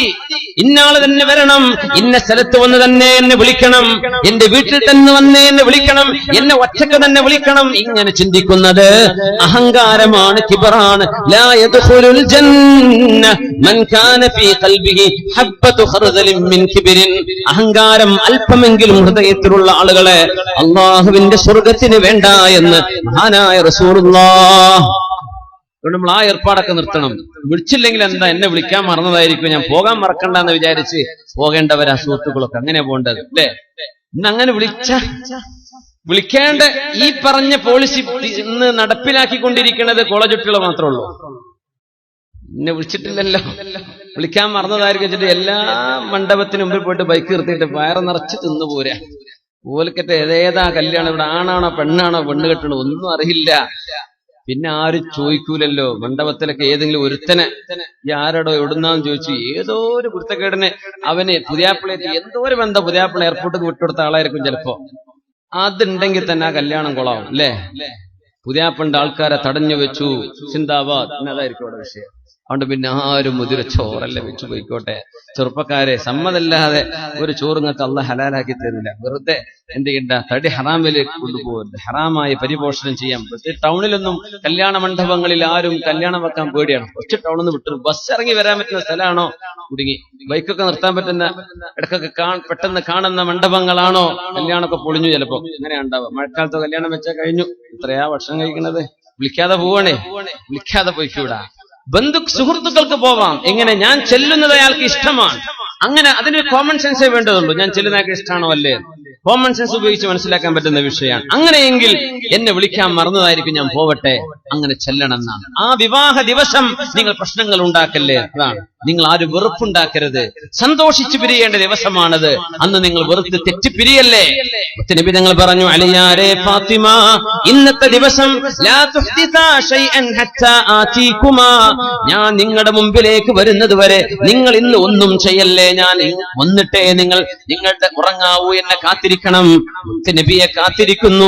ലോകത്ത് ഹബീബായ അള്ളാഹുവിന്റെ ഹബീബായ ഹബീബിന്റെ മുത്തുനബി തങ്ങളുടെ കരളിന്റെ കഷ്ണമെന്ന് പറഞ്ഞ പൊന്നുമോൾ ഫാത്തിമത്തു സഹ്റാ റളിയല്ലാഹു അൻഹയെ കല്യാണം കഴിച്ച ഹബീബിന്റെ പുതിയ പിള അലി റളിയല്ലാഹു അൻഹുവും സ്വന്തം ഭാര്യ ഫാത്തിമ ബീവിയും വീട്ടിൽ കാത്തിരിക്കാൻ ഹബീബ് വരുന്നത് വരെ. ഹബീബായ സ്വല്ലല്ലാഹു അലൈഹി വസല്ലം കടന്നു വരുന്നു. അമോഷന വരുന്നത്. അലി റളിയല്ലാഹുവിന്റെ വീട്ടിലേക്കാണ് കൊണ്ടുപോയത്. ഫാത്തിമ റളിയല്ലാഹു അൻഹയെ കൊണ്ടുപോകുന്നു. ഭർത്താവിന്റെ വീട്ടിലാണ് താമസം നടത്തും. ഇവിടെ ഒന്നും കുഴപ്പമില്ല, അതുകൊണ്ട് ഞാനെ പറ്റിയൊന്നും പറയണില്ല, നമ്മള് മുന്നോട്ട് പോവാണ്. അങ്ങനെ അലി തങ്ങളുടെ വീട്ടിലേക്ക് ചെല്ലുന്നു റസൂലുള്ളാഹി സ്വല്ലല്ലാഹു അലൈഹി വസല്ലം. ഇവിടെ അങ്ങനെ തന്നെയല്ലേ, ഭർത്താവിന്റെ വീട്ടിൽ തന്നെയല്ലേ? അൽഹംദുലില്ലാഹ്, അതിലൊരു ഇസ്സത്തുണ്ട്. ആട്ടെ. അങ്ങനെ നബി തങ്ങൾ വന്നു സ്വല്ലല്ലാഹു അലൈഹി വസല്ലം. അലി റളിയല്ലാഹു അൻഹു ഫാത്തിമ ബീവിയോടെ ഇരിക്കുന്നുണ്ട്. രണ്ടുപേരുടെയും മധ്യത്തിൽ ഇരിക്കുകയാണ്. തോളിൽ കൈവച്ചുകൊണ്ട് കട്ടിലിൽ ഇരുന്നൊരു ചൂരൽ കട്ടിലുണ്ട്. ചൂരൽ കട്ടിലാണ്, ഇന്നത്തെ ഈത്തപ്പനയുടെ ഓലകൾ വെച്ചുണ്ടാക്കിയ ഒരു കട്ടിൽ. അതിലിരുന്നു മുത്തുനബി തങ്ങൾ, ലോകത്തിന്റെ ഗുരു സ്വല്ലല്ലാഹു അലൈഹി വസല്ലം. വിവാഹത്തിന്റെ അന്ന് നമ്മളെ അറൊക്കെ പൊളിക്കുന്ന ദിവസം ഉണ്ടല്ലോ, ആ ദിവസത്തെ കഥയാണ് ഇപ്പൊ നടക്കുന്നത്. നബി തങ്ങൾ അറ പൊളിച്ചിട്ടുണ്ടോ, പുതിയാപ്പിളിനെ പൊക്കിയെടുത്ത് മരുഭൂമി കൊണ്ടുപോയിട്ടോ, ഖരാബോ ചെയ്തോ ഒക്കെ എന്റെ പ്രിയപ്പെട്ട കാസർഗോട്ടുകാരായ സുഹൃത്തുക്കള്, ചെറുപ്പക്കാർ മനസ്സിലാക്കുക. പിന്നെ അധികം പകരം വീട്ടലാണ്. വേദോട്ടൊന്നും കാര്യമില്ല, ഉസ്താദ് ഇന്ന അങ്ങനെ ചെയ്തിട്ടുണ്ട് മുമ്പ്, ഞാൻ അതിന് പകരം വീട്ടാൻ കാത്തിരിക്കാം. നീ പകരം വീട്ടല്ല, അതും ചെയ്യരുത്. മുഅ്മിനീങ്ങൾ പകരം വീട്ടാൻ പാടില്ല. മുഅ്മിനീങ്ങൾ മാപ്പ് ചെയ്ത് കൊടുക്കുക. അന്ന് വിവരമില്ലല്ലോ, അപ്പൊ അങ്ങനെയൊക്കെ ചെയ്തു ഒരു രസത്തിന്. ഇപ്പൊ തോന്നുന്നു വേണ്ടില്ലായിരുന്നു, അങ്ങനെ ചിന്തിക്കേണ്ടത്. ഹബീബായ തങ്ങൾ സ്വല്ലല്ലാഹു അലൈഹി വസല്ലം തങ്ങൾ വന്നിരുന്നു. എന്നിട്ട് പുതിയാപ്പിളയുടെ തോളിൽ കൈവച്ചു നിന്നു അലി റളിയല്ലാഹു അൻഹു. ഇപ്പുറത്തുണ്ട് പ്രിയപ്പെട്ട മോള് ഫാത്തിമ റളിയല്ലാഹു അൻഹ. എന്നിട്ട് പറയുന്നു ഹബീബായ തങ്ങൾ, അല്ലാഹുവേ ഹാദാ അലിയു അഹബ്ബുന്നാസി ഇലയ്യ ഫഅഹിബ്ബഹ്. അല്ലാഹുവേ ഇത് അലിയാണ്, അഹബ്ബുന്നാസി ഇലയ്യ, എനിക്ക് ജനങ്ങളിൽ ഏറ്റവും ഇഷ്ടപ്പെട്ട എന്റെ പ്രിയപ്പെട്ട കൂട്ടുകാരനാണ്, എന്റെ അലിയാണിത്. ഫഅഹിബ്ബഹു, അലിയെ നീ സ്നേഹിക്കണമേ തമ്പുരാനെ. ഹബീബാണ് ദുആ ചെയ്തു കൊടുക്കുന്നത് സ്വല്ലല്ലാഹു അലൈഹി വസല്ലം. അതിലും വലിയ പവർഫുൾ ആയ ദുആ വേറെയുണ്ടോ ലോകത്ത്? അലിയാരെ സ്നേഹിക്ക റബ്ബേ, പുതിയാപ്പിളെ സ്നേഹിക്കണേ പടച്ചോനെ, എന്റെ പുതിയാപ്പിളയാണ്, എന്റെ പുതിയാപ്പിളെ നീ ഇഷ്ടപ്പെടും റബ്ബേ. ദുആ ചെയ്തു. എന്തോ ഒരു നല്ല ദുആ. വിവാഹത്തിന്റെ ആദ്യത്തെ രാവാണത്, രാത്രിയാണത്. ഇത് ദുആ ചെയ്ത് കൊടുക്കാൻ അമ്മോഷന്മാർക്ക് ഒരു പക്ഷെ ആഗ്രഹം ഉണ്ടായിരിക്കും. ദുആ ചെയ്യാൻ പുതിയാപ്പിളെ നേരം വിളിക്കണവരെ കിട്ടുന്നില്ലല്ലോ. പുതിയാപ്പിള തട്ടിക്കൊണ്ടേതാണ്. എത്ര പുതിയാപ്പിളാരങ്ങനെ ഇടങ്ങാറായിട്ടുണ്ടാവും റഹ്മാനായ റബ്ബേ. ചിലപ്പോ ഒരു കൂട്ടുകാർക്ക് ഇങ്ങനെ പണി കൊടുത്തിട്ടുണ്ടാവും മുമ്പ്, അതിന് കിട്ടിയതായിരിക്കും ചിലപ്പോ. പക്ഷെ അങ്ങനെ ചെയ്യല്ലേ, ഇത് ഇബാദത്തല്ലയോ? അല്ലാഹുവിന്റെ ഹബീബ് പറഞ്ഞതല്ലേ, അന്നികാഹു സുന്നതി, ഇത് എന്റെ സുന്നത്താണ്, എന്റെ ചര്യയാണ്, എന്റെ ചര്യയാണിത്. ഫമൻ റഗിബ അൻ സുന്നതി ഫലൈസ മിന്നി, എന്റെ ചര്യ ഞാൻ ഇഷ്ടപ്പെട്ടത് നിങ്ങൾ ഇഷ്ടപ്പെടുന്നില്ലെങ്കിൽ നിങ്ങൾ എന്നിൽ പെട്ടവരല്ല എന്ന് റസൂലുള്ളാഹ്. അതുകൊണ്ട് ഹബീബ് സുന്നത്തായി വെച്ചൊരു അമലാണ് നമ്മൾ ഇങ്ങനെ ആഭാസങ്ങൾ കാണിച്ചു കൂട്ടുന്നത്. അങ്ങനെ ചെയ്യല്ലേ, അങ്ങനെ ചെയ്യല്ലേ. പുതിയാപ്പിളമാരെ തട്ടിക്കൊണ്ടുപോവല്ലേ, അതുപോലെയുള്ള ആഭാസങ്ങൾ നമ്മൾ ഇനി ചെയ്യല്ലേ. അഫല്ലാഹു അമ്മാ സലഫ്, കഴിഞ്ഞുപോയ എല്ലാ തെറ്റുകളും അല്ലാഹു നമുക്ക് പുറത്തു തരട്ടെ. ഇവിടെ അങ്ങോട്ട് നന്മയിൽ ജീവിക്കാൻ അല്ലാഹു നമുക്ക് തൗഫീഖ് തരട്ടെ. പുതിയാപ്പിളക്ക് ദുആ ചെയ്തു കൊടുക്കേണ്ട നേരമാണത്. അല്ലാഹുമ്മ ബാരിക് ലഹ് ബാറകല്ലാഹു ലക, അല്ലാഹുവിനോട് ബറക്കത്തിന് ചോദിക്കേണ്ട നേരമാണത്. ഹബീബായ സ്വല്ലല്ലാഹു അലൈഹി വസല്ലം തങ്ങൾ ദുആ ചെയ്യാൻ പറഞ്ഞു കൊടുത്തു. ബാറകല്ലാഹു ലകുമാ വബാറക ഫീകുമാ വജമഅ ബൈനകുമാ ഫീ ഖൈരിൻ വലുത്ഫിൻ വആഫിയ. അന്ന് ജാഹിലിയക്കാർ ദുആ ചെയ്യുമായിരുന്നു ബിർറഫാഇ വൽ ബനീൻ, ബിർറഫാഇ വൽ ബനീൻ. കല്യാണം കഴിഞ്ഞ പുതിയാപ്പിളോട് ആദ്യം അതാ പറയാ, ബിർറഫാ വൽ ബനീൻ, നല്ല ഐശ്വര്യം ഉണ്ടാവട്ടെ, ആൺകുട്ടികൾ ഉണ്ടാവട്ടെ. അത് നബി ഞങ്ങൾ പറഞ്ഞു, അത് വേണ്ട, നിങ്ങൾക്ക് പെൺകുട്ടികൾ വേണ്ടല്ലേ. വതജഅലൂന ലില്ലാഹി ബനാതിൻ സുബ്ഹാന, നിങ്ങൾക്ക് പെൺകുട്ടികളെ വേണ്ട, പെൺകുട്ടികളാണെന്ന് പറയുമ്പോൾ നിങ്ങൾക്ക് അപമാനമല്ലേ. എന്നിട്ട് അള്ളാഹുവിന് പെൺകുട്ടികളുണ്ട് എന്ന് നിങ്ങൾ പറയുകയും ചെയ്യാം. കാരണം അവര് ഇസ്ലാമിന്റെ മുമ്പ് അള്ളാഹുവിന്റെ മലക്കുകൾ പെൺകുട്ടികളാണെന്ന് അവർ പറഞ്ഞിരുന്നു. നിങ്ങൾക്ക് ആൺകുട്ടികളും അള്ളാഹു പെൺകുട്ടികളും അല്ലേ, അങ്ങനെ അവർ പറയാറുണ്ട്. ബിർറഫാ വൽ ബനീൻ, ആൺകുട്ടികളെ ജനിക്കട്ടെ എന്ന് പറയും, ആശീർവദിച്ചു കൊടുക്കും. ഹബീബ് പറഞ്ഞു, അങ്ങനെ പറയല്ലേ, ആൺകുട്ടികളും പെൺകുട്ടികളും അല്ലാഹു ചെയ്യുന്ന റഹ്മത്തല്ലയോ. അതുകൊണ്ട് ദുആ ഇറക്കേണ്ടത് ബാറകല്ലാഹു ലകുമാ വബാറക അലൈകുമാ വജമഅ ബൈനകുമാ ഫീ ഖൈരിൻ വലുത്ഫ്. അല്ലാഹു നിങ്ങൾ രണ്ടുപേർക്കും ബറക്കത്ത് തരട്ടെ, ഐശ്വര്യം തരട്ടെ. നിങ്ങൾ രണ്ടുപേരുടെയും മനസ്സുകൾക്കിടയിൽ അല്ലാഹു സ്നേഹം തരട്ടെ, നിങ്ങളുടെ ജീവിതത്തിൽ അല്ലാഹു ഐശ്വര്യം തരട്ടെ. അങ്ങനെയാ പറയേണ്ടത്. ആൺകുട്ടികളെ മാത്രം ചോദിക്കുമ്പോ പെൺകുട്ടികളെ വേണ്ട എന്ന ധ്വനി എവിടെയുണ്ട്? അല്ലാഹു തആല മക്കളെ കൊടുക്കുമെന്ന് ആദ്യം പറഞ്ഞപ്പോ പെൺകുട്ടികളെ കൊടുക്കുമെന്നല്ലേ പറഞ്ഞത്? പെൺകുട്ടികളെ കൊടുക്കുന്നല്ലേ ആദ്യം പറഞ്ഞത്, പിന്നെയാണ് ആൺകുട്ടികളെ കൊടുക്കും, പിന്നെയാ പറഞ്ഞത് ആൺകുട്ടികളെയും പെൺകുട്ടികളെയും കൊടുക്കുമെന്ന്. യഹബു ലിമൻ യശാഉ ഇനാഥാ, അല്ലാഹു ഇഷ്ടപ്പെടുന്നവർക്ക് പെൺകുട്ടികളെ കൊടുക്കും. വയഹബു ലിമൻ യശാഉ ദുകൂറ, അല്ലാഹു ഇഷ്ടപ്പെടുന്നവർക്ക് ആൺമക്കളെയും കൊടുക്കും. ഔ യുസവ്വിജുഹും ദുക്റാനൻ വഇനാഥാ, ചില ആളുകൾക്ക് ആൺമക്കളെയും കൊടുക്കും പെൺമക്കളെയും കൊടുക്കും. വയജഅലു മൻ യശാഉ അഖീമാ, ചില ആളുകൾക്ക് അല്ലാഹു മക്കളെ തന്നെ കൊടുക്കുന്നില്ല. ഒരുപാട് ചികിത്സിച്ചു, ഒരുപാട് പ്രാർത്ഥിച്ചു, മക്കളില്ല. അല്ലാഹുവിന്റെ തീരുമാനം അതാണ്. ആശ്വസിക്കണം, തകർന്നു പോവരുത്, തകർന്നു പോവല്ലേ, അല്ലാഹുവിന്റെ തീരുമാനം അതാണ്. വാസിലത്ത് ഇബ്നുൽ അസ്ഖഅ റളിയല്ലാഹു അൻഹു പറയുമായിരുന്നു, മിയുന്നിൽ മർഅ അൻ തലിദൽ ഇനാത അവല, ഒരു പെണ്ണിന്റെ സൗഭാഗ്യമാണ് ആദ്യം ജനിക്കുന്ന കുഞ്ഞു പെൺകുട്ടിയാവലെന്ന് മഹാനായ വാസിലത്ത് ഇബ്നുൽ അസ്ഖഅ റളിയല്ലാഹു അൻഹു ഈ ആയത്തിനെ വ്യാഖ്യാനിച്ചുകൊണ്ട് പറഞ്ഞിട്ടുണ്ട്.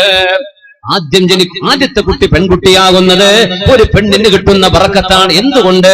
അല്ലാഹു മക്കളെ തരുമെന്ന് പറഞ്ഞപ്പോ ആദ്യം പെൺമക്കളെ എന്നല്ലേ പറഞ്ഞത്, പിന്നെയല്ലേ ആൺമക്കളെ പറഞ്ഞത്, പിന്നെയല്ലേ ആണും പെണ്ണും എന്ന് പറഞ്ഞത്. അതുകൊണ്ട്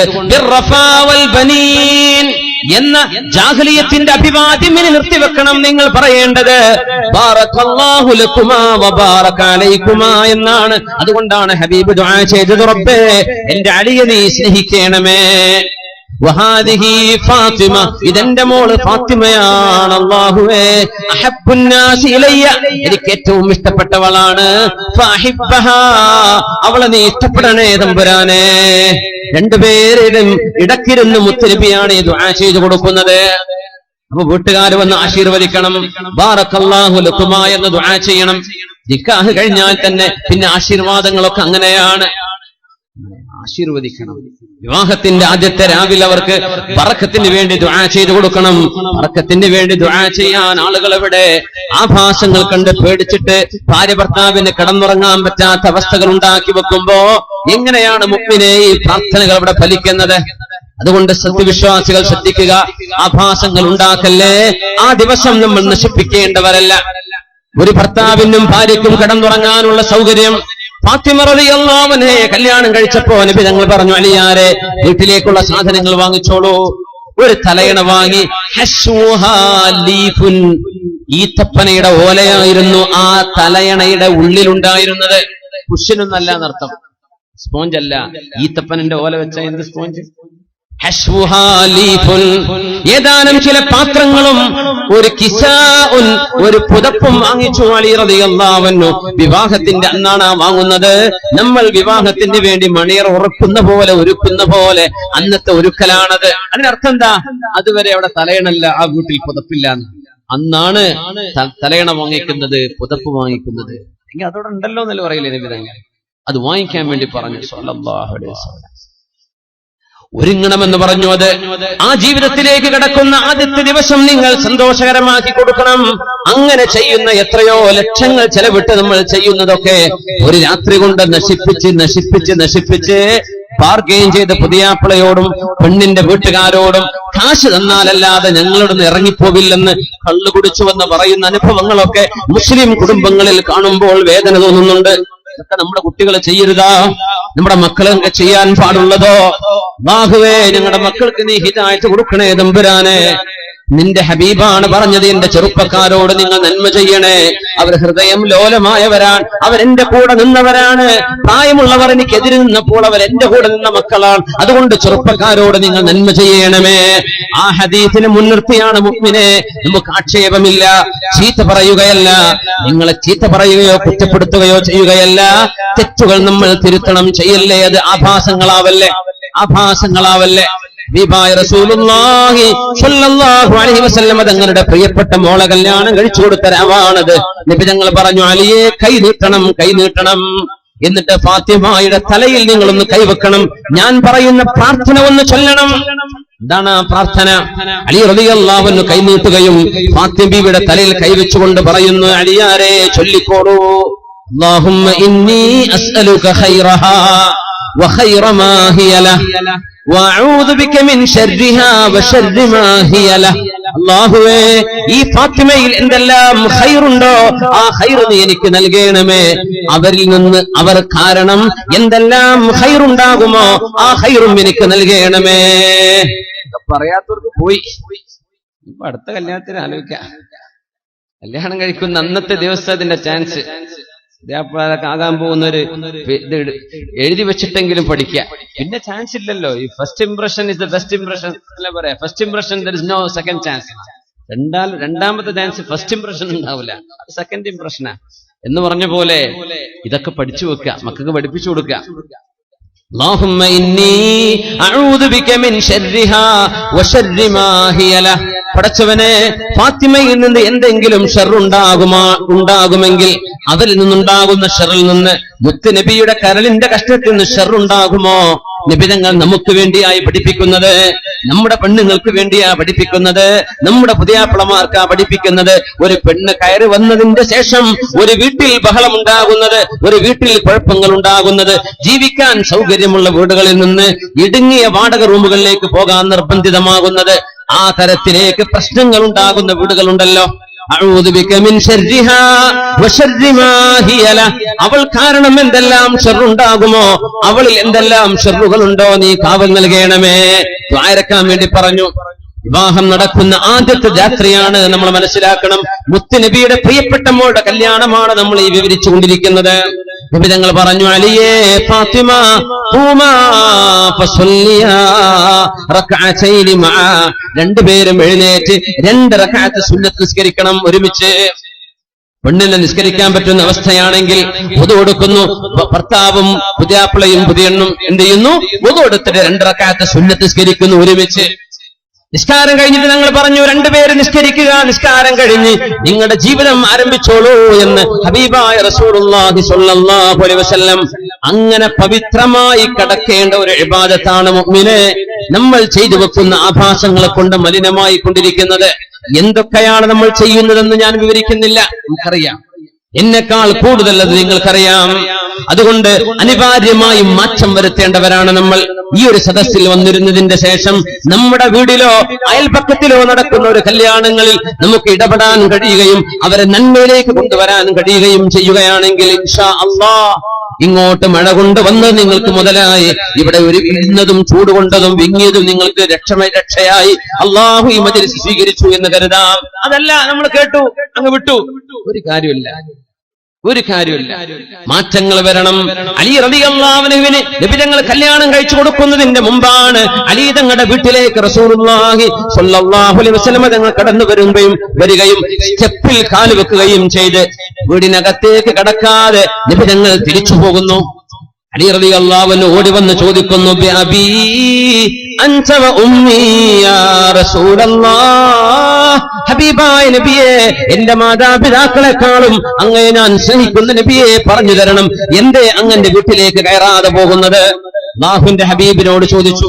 സ്വല്ലല്ലാഹു അലൈഹി വസല്ലം മറുപടി പറഞ്ഞു, അലിയാരെ, നിങ്ങളുടെ വീട്ടിൽ തൂക്കി വെച്ച ആ ഒരു വിരിപ്പിൽ മൃഗത്തിന്റെ രൂപമുണ്ടല്ലോ, ചിത്രമുണ്ടല്ലോ. ലാ തദ്ഖുലുൽ മലായികത്തു ഫീ ബൈത്തിൻ ഫീഹാ സൂറ ഔ കൽബ്. നായയോ ചിത്രങ്ങളോ ജീവജാലങ്ങളുടെ ചിത്രങ്ങളോ ഉള്ള ഒരു വീട്ടിലേക്ക് മാലാഖമാർ കടന്നു വരികയില്ല എന്ന് മഹാനായ റസൂലുള്ളാഹി സ്വല്ലല്ലാഹു അലൈഹി വസല്ലം.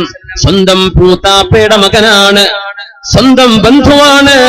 ആദ്യമായി കുട്ടികളിൽ നിന്ന് വിശ്വസിച്ച അലി റളിയല്ലാഹു അൻഹു ഹബീബിന് വേണ്ടി ജീവൻ കൊടുക്കാൻ വിരിപ്പിൽ കടന്നു കൊടുത്ത, മക്കയിൽ ഹബീബിന്റെ വീട് വളഞ്ഞപ്പോൾ അവിടെ കടന്നു കൊടുത്ത അലി ഇബ്നു അബീ ത്വാലിബ് റളിയല്ലാഹു അൻഹു ഇഷ്ടപ്പെട്ട ആളാണ്. പക്ഷേ അള്ളാഹുവിന് ഇഷ്ടമില്ലാത്തത് വല്ലതും ഒരു വീട്ടിൽ നടക്കുകയാണെങ്കിൽ, ഒരു വിവാഹത്തിൽ നടക്കുകയാണെങ്കിൽ, അതവിടെ ചെന്ന് നമുക്ക് തിരുത്താൻ കഴിയുമെങ്കിൽ പോകാം, തിരുത്താൻ കഴിയില്ലെങ്കിൽ നിങ്ങൾ അവിടെ കടക്കല്ലേ എന്ന് പഠിപ്പിക്കുകയാണ് മഹാനായ റസൂലുള്ളാഹി സ്വല്ലല്ലാഹു അലൈഹി വസല്ലം. സ്വന്തം കസിന്റെ വീട്ടിലേക്ക് കയറാതെ ഇറങ്ങി വരുമ്പോൾ ഫീഹാ സൂറ, എത്രയോ ഫോട്ടോ നിരത്തി വെച്ചുകൊണ്ടല്ലേ നമ്മൾ വിവാഹങ്ങളൊക്കെ നടത്തുന്നത്. ഫോട്ടോകൾ നിരത്തി വെക്കുകയാണ്.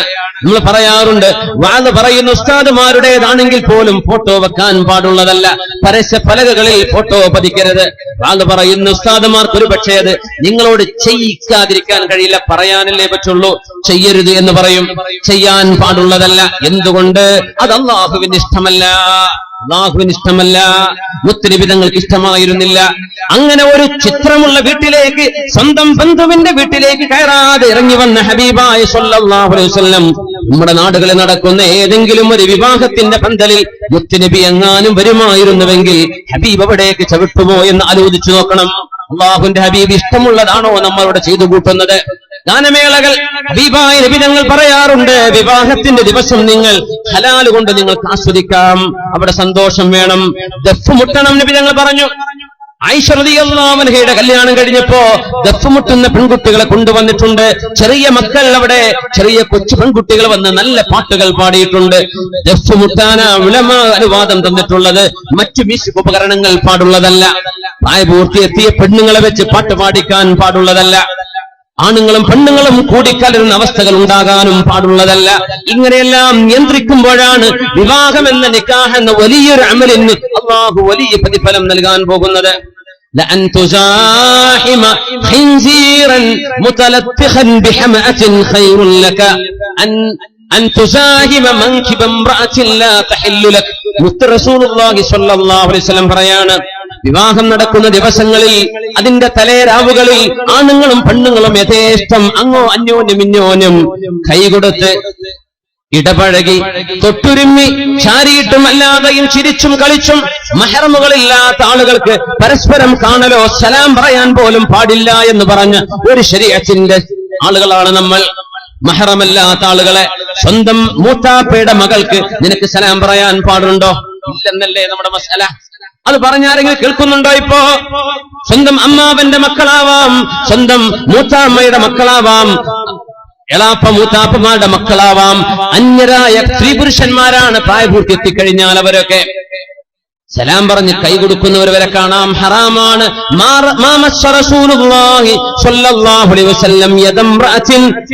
നബിതങ്ങൾ ഒരു പെണ്ണിന്റെയും അന്യ പെണ്ണിന്റെ കൈ നബിതങ്ങൾ തൊട്ടിട്ടില്ലെന്ന് മഹാദി ആയിഷത്ത് സിദ്ദീഖ റളിയല്ലാഹു തആല അൻഹ. പിന്നെ എങ്ങനെയാ ഫോട്ടോഗ്രാഫറെ നമ്മൾ ഉള്ളിലേക്ക് വിടുന്നത്? ഫോട്ടോഗ്രാഫർ അന്യയാളാണ്. ഒരു കല്യാണത്തിന്റെ മെമ്മറി സൂക്ഷിക്കാൻ വേണ്ടി വലിയൊരു പാചകം ചെയ്യണോ? കല്യാണത്തിന്റെ മെമ്മറിയേക്കാൾ നിസ്സാരമാണോ അള്ളാഹുവിന്റെ നിയമം കാറ്റിൽ പറത്തുന്നത്? അത് മുസ്ലിമോ ആവാം. പെണ്ണുങ്ങൾക്കിടയിലൂടെ ഒരു പുതിയ പെണ്ണിനെ ഇരുത്തിയിട്ടും കടത്തിയിട്ടും നടത്തിയിട്ടും ഓടിച്ചിട്ടും പല രീതിയിൽ വിവാഹത്തിനുമായി ബന്ധപ്പെട്ട് വീഡിയോകൾ എടുത്തുകൊണ്ട് അന്യ പുരുഷന്മാരെ വീടുകളുടെ ഉള്ളിലേക്ക് കടത്തിവിടാൻ ലൈസൻസ് കൊടുക്കുന്ന വീട്ടുകാർ ആലോചിക്കണമേ. കടുത്ത പാതകമാണ് നമ്മൾ ആ ചെയ്തുകൊണ്ടിരിക്കുന്നത്. അതുകൊണ്ടൊന്നും അള്ളാഹുവിന്റെ സഹായം അവിടേക്ക് വരികയില്ല. അല്ലാഹു സുബ്ഹാനഹു വ തആല അന അഹദുശ് ശരീകൈനി മാ ലം യഖൂനാ.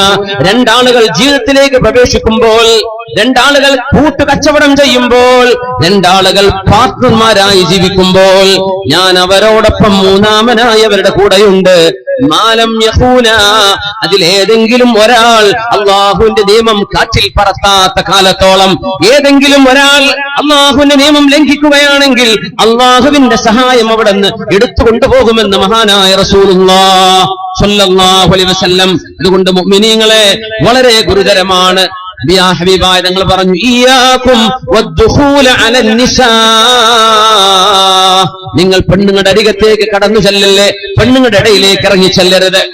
അവർ ചോദിച്ചു, നബിയേ അറഅയ്തൽ ഹംവ, കല്യാണം നടക്കുമ്പോ സ്വന്തം ജേഷ്ഠന്റെ ഭാര്യയുടെ അരികത്തേക്ക് പ്രായപൂർത്തിയെത്തിയ അനുജന് പോകുന്നതിന് കുഴപ്പമുണ്ടോ നബിയേ? പുതിയാപ്പിയുടെ അനുജനല്ലേ, പുതിയാപ്പിയുടെ ജ്യേഷ്ഠനല്ലേ? വിഭാഗങ്ങൾ കൊടുത്ത മറുപടി എന്താണ്? സ്വന്തം ഭർത്താവിന്റെ അനുജനോടുള്ള സമീപനം ഇങ്ങനെയാണെങ്കിൽ അന്യരോടുള്ള സമീപനം എങ്ങനെയെന്ന് നമ്മൾ മനസ്സിലാക്കാൻ വേണ്ടി ദീപിന്റെ മറുപടി നമ്മുടെ മുതഅല്ലിമീങ്ങളൊക്കെ പഠിക്കുന്ന ഹദീസാണത്. അൽഹംവു അൽ മൗത്ത്, അൽഹംവു അൽ മൗത്ത്, മരണം പോലെ ഗുരുതരമായി കാണണം നിങ്ങൾ ഭർത്താവിന്റെ സഹോദരന്മാരെ കാണേണ്ടത്. മരണമാണ്, നാശമാണ് എന്ന് പറഞ്ഞിട്ടുണ്ട് മഹാനായ റസൂലുള്ളാഹി സ്വല്ലല്ലാഹു അലൈഹി വസല്ലം. അവർക്ക് പോലും അങ്ങനെ ഇടപഴകാൻ പാടില്ല എന്ന് പറയുകയാണെങ്കിൽ എത്രത്തോളം നിയന്ത്രണങ്ങൾ നമ്മുടെ വിവാഹ സദ്യകളിൽ വേണം, വിവാഹ സദസ്സുകളിൽ വേണ്ടതാണ്. ഹറാമുകൾ ഒഴിവാക്കി അള്ളാഹുവിന്റെ പുണ്യത്തിലായി ജീവിക്കേണ്ടവരല്ലയോ നമ്മൾ? അലി റളിയല്ലാഹു തആല അൻഹു ആ വിവാഹ ജീവിതം ആരംഭിച്ചിട്ട് ഹബീബായ റസൂലുള്ളാഹി സ്വല്ലല്ലാഹു അലൈഹി വസല്ലം സുബ്ഹി നിസ്കാരം കഴിഞ്ഞാൽ, സുബ്ഹി നിസ്കാരത്തിന് പോകുന്ന പോക്കിൽ തന്നെ അലിയാടെ വാതിൽക്കൽ വന്ന് മുട്ടിക്കൊണ്ട് പറയും, യാ അലിയു, അലിയേ, യാ ഫാത്തിമ, ഫാത്തിമ ഖൂമാ ഫസല്ലിയാ വലൗ റകഅതൈനി ഖബ്ലൽ ഫജ്ർ. ഫാത്തിമ, അലിയേ, സുബ്ഹിക്ക് മുമ്പ് 2 റകഅത്തെങ്കിലും നിങ്ങൾ നിസ്കരിച്ചേക്കണമേ എന്ന് സ്വന്തം മരുമകനോട്, സ്വന്തം മോളോട് പറയാറുണ്ട് റസൂലുള്ളാഹി സ്വല്ലല്ലാഹു അലൈഹി വസല്ലം. കല്യാണം കഴിഞ്ഞാൽ തീർന്നു, അങ്ങനെ പറയാം. കല്യാണം കഴിഞ്ഞാൽ അവരായി, അവരുടെ പാടായി. ഞാൻ കൊടുത്തു, കൊടുക്കാനുള്ളത് കൊടുത്തു, ഇഷ്ടംപോലെ സ്വത്ത് കൊടുത്തു, കാറ് കൊടുത്തു, അത് കൊടുത്തു, ഇത് കൊടുത്തു, ഇനി എനിക്ക് ബാധ്യതയില്ലെന്ന് പറയുന്ന പെണ്ണിന്റെ വാപ്പമാർ ആലോചിക്കണം. അഷ്റഫുൽ ഖൽഖ് സ്വല്ലല്ലാഹു അലൈഹി വസല്ലം തങ്ങൾ പ്രശ്നങ്ങളിൽ ഇടപെട്ടിട്ടുണ്ട്. കലാപങ്ങൾ ഉണ്ടാവരുത്, പരസ്പരം പഴിചാരുന്ന അവസ്ഥകൾ ഉണ്ടാകരുത്. ഫാത്തിമ ബീവിയോട് എന്തോ ഒരു ചെറിയ കശപിശകുണ്ടായി. അലി റളിയല്ലാഹു തആല അൻഹു വീട്ടിൽ നിന്ന് ഇറങ്ങിപ്പോയപ്പോ ഹബീബായ ഞങ്ങൾ വന്ന് ചോദിച്ചു, മോളെ അലി എവിടെ, ഭർത്താവ് എവിടെ? നബിയെ, എന്നോട് പിണങ്ങിയിരിക്കുകയാണെന്ന്. എവിടെ അലി? അറിയില്ല നബിയെ, പള്ളിയിൽ കാണും നബിയെ, പള്ളിയിൽ കാണും. അതൊരു അത്ഭുത. എവിടെ കാണും? ക്ലബിൽ കാണും നമ്മൾ പറയാം അല്ലെ, ക്ലബിൽ ഉണ്ടാവുന്നു.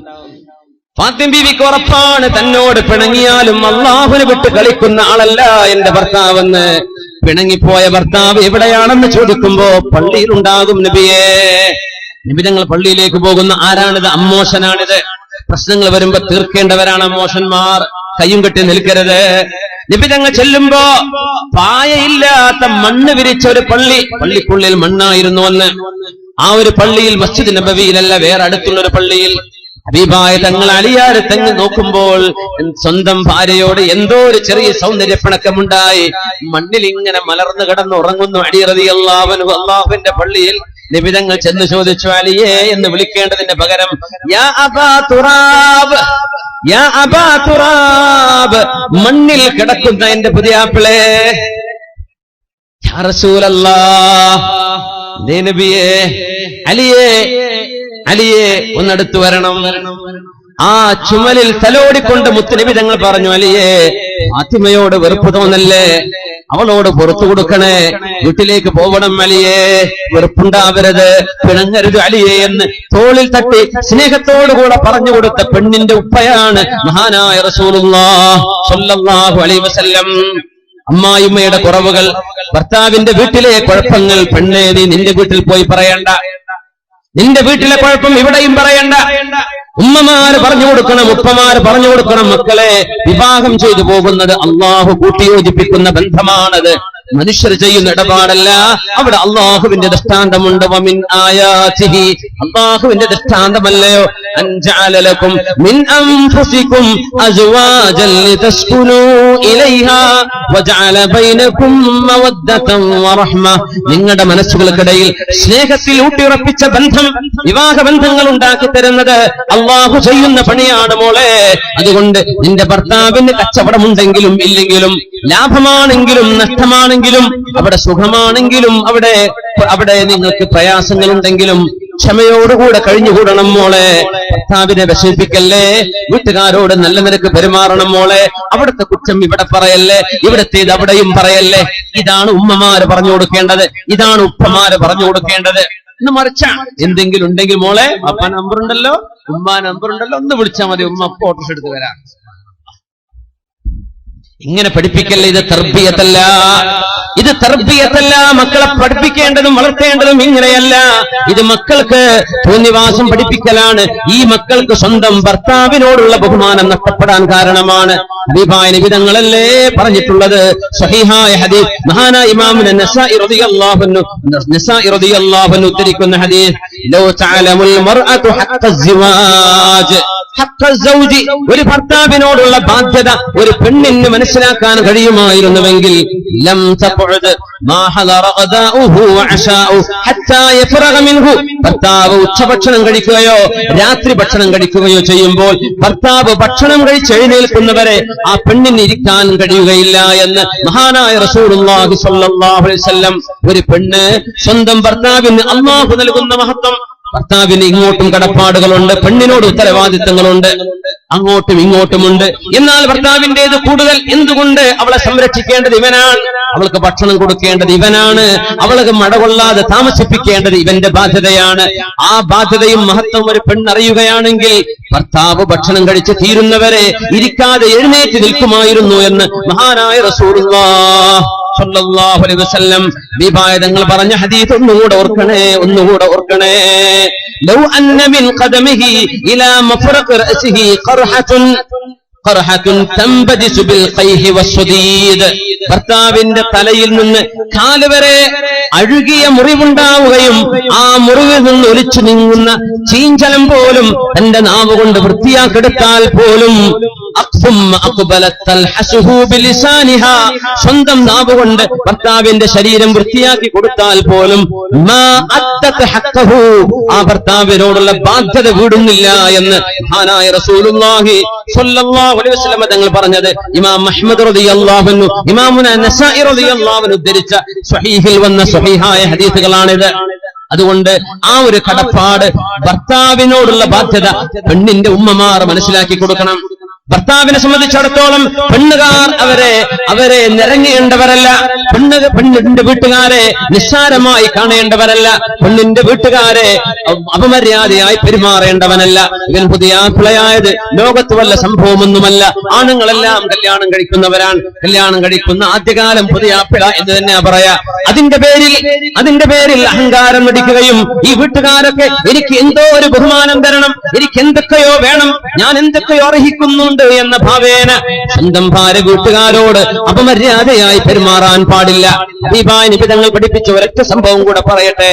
അലി റളിയല്ലാഹു അൻഹുവിന്റെ പ്രിയപ്പെട്ട ഉമ്മ ഫാത്തിമ ബിൻതു അസദ് റളിയല്ലാഹു അൻഹ ലോകത്തോട് വിട പറഞ്ഞപ്പോ ഫാത്തിമ റളിയല്ലാഹു അൻഹയുടെ അമ്മായിയുമ്മയുടെ പേര്, അലി തങ്ങളുടെ ഉമ്മയുടെ പേര് ഫാത്തിമ തന്നെയാണ്. അത് ഫാത്തിമ ബിൻതു അസദ്, ഇത് ഫാത്തിമ ബിൻതു മുഹമ്മദ് സല്ലല്ലാഹു അലൈഹി വസല്ലം. രണ്ടുപേരും ഫാത്തിമമാരായിരുന്നു. അലി തങ്ങളുടെ പ്രിയപ്പെട്ട ഉമ്മ വഫാത്തായപ്പോഴാ അല്ലാഹുവിന്റെ ഹബീബ് അവിടുത്തെ മേൽത്തട്ടം കൊണ്ടുവന്നത്. ഫാത്തിമ റളിയല്ലാഹു അൻഹ നബിയുടെ മോളല്ല, അലി തങ്ങളുടെ ഉമ്മ ഫാത്തിമ ബിൻതു അസദ് റളിയല്ലാഹു അൻഹ അവരെ പുലപ്പിച്ചു. ജനാസ കർമ്മങ്ങൾക്ക് മുഴുവനും ഹബീബ് നേതൃത്വം കൊടുത്തു. എന്താണ് ബന്ധം? എന്റെ മോളിന്റെ ഭർത്താവിന്റെ ഉമ്മയല്ലയോ ഇത്? കടപ്പാട് പറയുകയാണ്. ഭാര്യ ഭർത്തൃ ബന്ധത്തിന്റെ മഹത്വം പറയുകയാണ്. എന്നിട്ട് ആ പ്രിയപ്പെട്ട ഉമ്മയെ ഖബറിലേക്ക് വെച്ചുകൊടുത്തത് ഹബീബല്ലയോ സല്ലല്ലാഹു അലൈഹി വസല്ലം. ആ ഖബറിലേക്ക് ഇറങ്ങുകയും ഖബറിൽ കടന്നുകൊണ്ട് ഹബീബ് ദുആ ചെയ്തു കൊടുത്തു, റബ്ബേ ഇതെന്റെ ഉമ്മയാണ്, അല്ലാഹുവേ എന്റെ ഉമ്മക്ക് തുല്യമായ ഉമ്മയാണ്, മഹദിയാണ്. അതുകൊണ്ട് അല്ലാഹുമ്മ ഗ്ഫിർ ലി ഫാത്തിമ ബിൻതു അസദ്, അല്ലാഹുവേ ഫാത്തിമ ബിൻതു അസദിന് നീ പുറത്തു കൊടുക്കണമേ. എങ്ങനെയാണ് ഇത് ചെയ്യാൻ കാരണം? എന്താണ് കാരണമെന്ന് ഉലമാ പറയുന്നത്? കാരണം അത് ഉമ്മു സുഹരിഹി, സ്വന്തം മോളുടെ ഭർത്താവിന്റെ ഉമ്മയാണത്. സ്വന്തം മോളിന്റെ ഭർത്താവിന്റെ ഉമ്മയാണത്. സ്വന്തം ഭാര്യയുടെ ഉമ്മയോ വാപ്പയോ, ഭർത്താവിന്റെ ഉമ്മയോ വാപ്പയോ സ്വന്തം മാതാപിതാക്കളെ കാണുന്ന പോലെ കാണണമെന്നും ആ സ്നേഹബന്ധം നിലനിർത്തണമെന്നും ഹബീബായ റസൂലുള്ളാഹി സ്വല്ലല്ലാഹു അലൈഹി വസല്ലം തങ്ങൾ നമുക്ക് മാതൃക പറഞ്ഞു തരികയാണ്. അല്ലാഹുവേ നമ്മുടെ ജീവിതങ്ങളിൽ, കുടുംബ ജീവിതങ്ങളിൽ സന്തോഷം നൽകണേ തമ്പുരാനെ. ക്ഷമിച്ചും പുറത്തും സഹിച്ചും നിന്റെ വജ്ഹ് ഉദ്ദേശിച്ച് ജീവിക്കാൻ തൗഫീഖ് നൽകണേ റബ്ബേ. ഈ റമളാനിന്റെ പകലിൽ ഞങ്ങൾ ഒരുമിച്ച് കൂടുന്നത് സ്വീകരിക്കണേ തമ്പുരാനെ. അല്ലാഹുവേ ഞങ്ങൾക്ക് മാപ്പ് തരണേ റബ്ബേ, ഞങ്ങൾക്ക് പുറത്തു തരണേ തമ്പുരാനെ. അല്ലാഹുവേ റമളാനിന്റെ രാപ്പകലുകളിൽ നരകത്തിൽ നിന്ന് എത്രയോ ആയിരക്കണക്കിന് ആളുകൾ നീ മോചിപ്പിക്കുന്നുണ്ട്. അല്ലാഹുവേ ഞങ്ങൾക്ക് നരകമോചനം നൽകണേ റബ്ബേ. ഞങ്ങളുടെ മാതാപിതാക്കൾക്ക് നരകമോചനം കൊടുക്കണേ തമ്പുരാനെ. ഞങ്ങളുടെ സുഹൃത്തുക്കൾക്ക് നീ നരകമോചനം കൊടുക്കണേ റബ്ബേ. അല്ലാഹുവേ ഞങ്ങളെ സ്നേഹിക്കുന്ന ഒരുപാട് ആളുകൾ, അല്ലാഹുവേ മുഅ്മിന് മുഅ്മിനാത്തുകൾ, അവർക്കെല്ലാം നീ നരകമോചനം നൽകി സ്വർഗപ്രവേശം നൽകണേ തമ്പുരാനെ. അല്ലാഹുവേ ഞങ്ങളോട് ശത്രുതയുള്ള എത്രയോ ആളുകൾ, മുഅ്മിനീങ്ങളായ ആളുകളെങ്കിൽ അവർക്കും നീ പുറത്തു കൊടുക്കണേ തമ്പുരാനെ. അവർക്കും നീ സ്വർഗപ്രവേശം കൊടുക്കണേ തമ്പുരാനെ. അർഹമുർ റഹീമായ റബ്ബേ ഞങ്ങൾക്ക് ശിഫ നൽകണേ അല്ലാഹ്. മാരകങ്ങളായ രോഗങ്ങളെ കൊണ്ട് വിഷമിക്കുന്ന പ്രയാസപ്പെടുത്തുന്ന ഒരുപാട് ആളുകളുണ്ട് തമ്പുരാനെ, ഒരുപാട് ആളുകളുണ്ട്. അല്ലാഹുവേ അല്ലാഹുവേ അല്ലാഹുവേ മാനായ റബ്ബേ, മാരകങ്ങളായ രോഗങ്ങളെ കൊണ്ട് ഞങ്ങളെ പരീക്ഷിക്കല്ലേ തമ്പുരാനെ. അല്ലാഹുവേ ഞങ്ങളെ നീ പരീക്ഷിക്കല്ലേ റബ്ബേ. ഈ നഗരത്തിന്റെ ഹോസ്പിറ്റലിൽ, പരിസരങ്ങളിൽ, മംഗലാപുരത്ത്, കാസർഗോഡ്, കാഞ്ഞങ്ങാട്, കണ്ണൂർ, കോഴിക്കോട്, അങ്ങ് തിരുവനന്തപുരം RCCയിൽ വരെ കിടക്കുന്ന രോഗികൾ ഞങ്ങളുടെ നാടുകളിൽ നിന്ന് പോയവരുണ്ട്. അല്ലാഹുവേ നീ ശിഫ കൊടുക്കണേ റബ്ബേ. അല്ലാഹുവേ, ഇതിൽ ആണുങ്ങളും പെണ്ണുങ്ങളും പല ജാതി മതങ്ങളുള്ളവരുണ്ട്, മതമില്ലാത്തവരുണ്ട്. എല്ലാ രോഗികൾക്കും നീ ശിഫ കൊടുക്കണേ റബ്ബേ, ശമനം കൊടുക്കണേ അല്ലാഹുവേ. ഞങ്ങളാർക്കും, ഞങ്ങളെ സ്നേഹിക്കുന്ന ബന്ധുമിത്രാദികൾ, സഹോദര സഹോദരന്മാർക്കോ ഞങ്ങളുടെ ശത്രുക്കൾക്കോ പോലും വേദന കൊണ്ട് പ്രയാസപ്പെടുന്ന രോഗങ്ങൾ നൽകല്ലേ തമ്പുരാനെ. റഹ്മാനായ അല്ലാഹുവേ, മാലിക്കുൽ മുലൂക്കായ റബ്ബേ, ഞങ്ങളെയും ഞങ്ങളുടെ മക്കളെയും കുടുംബത്തെയും സ്വാലിഹീങ്ങളാക്ക തമ്പുരാനെ. അല്ലാഹുവേ, ഉമ്മത്തിനെ സ്വലാഹിലും നന്മയിലും നിലനിർത്തണേ തമ്പുരാനെ.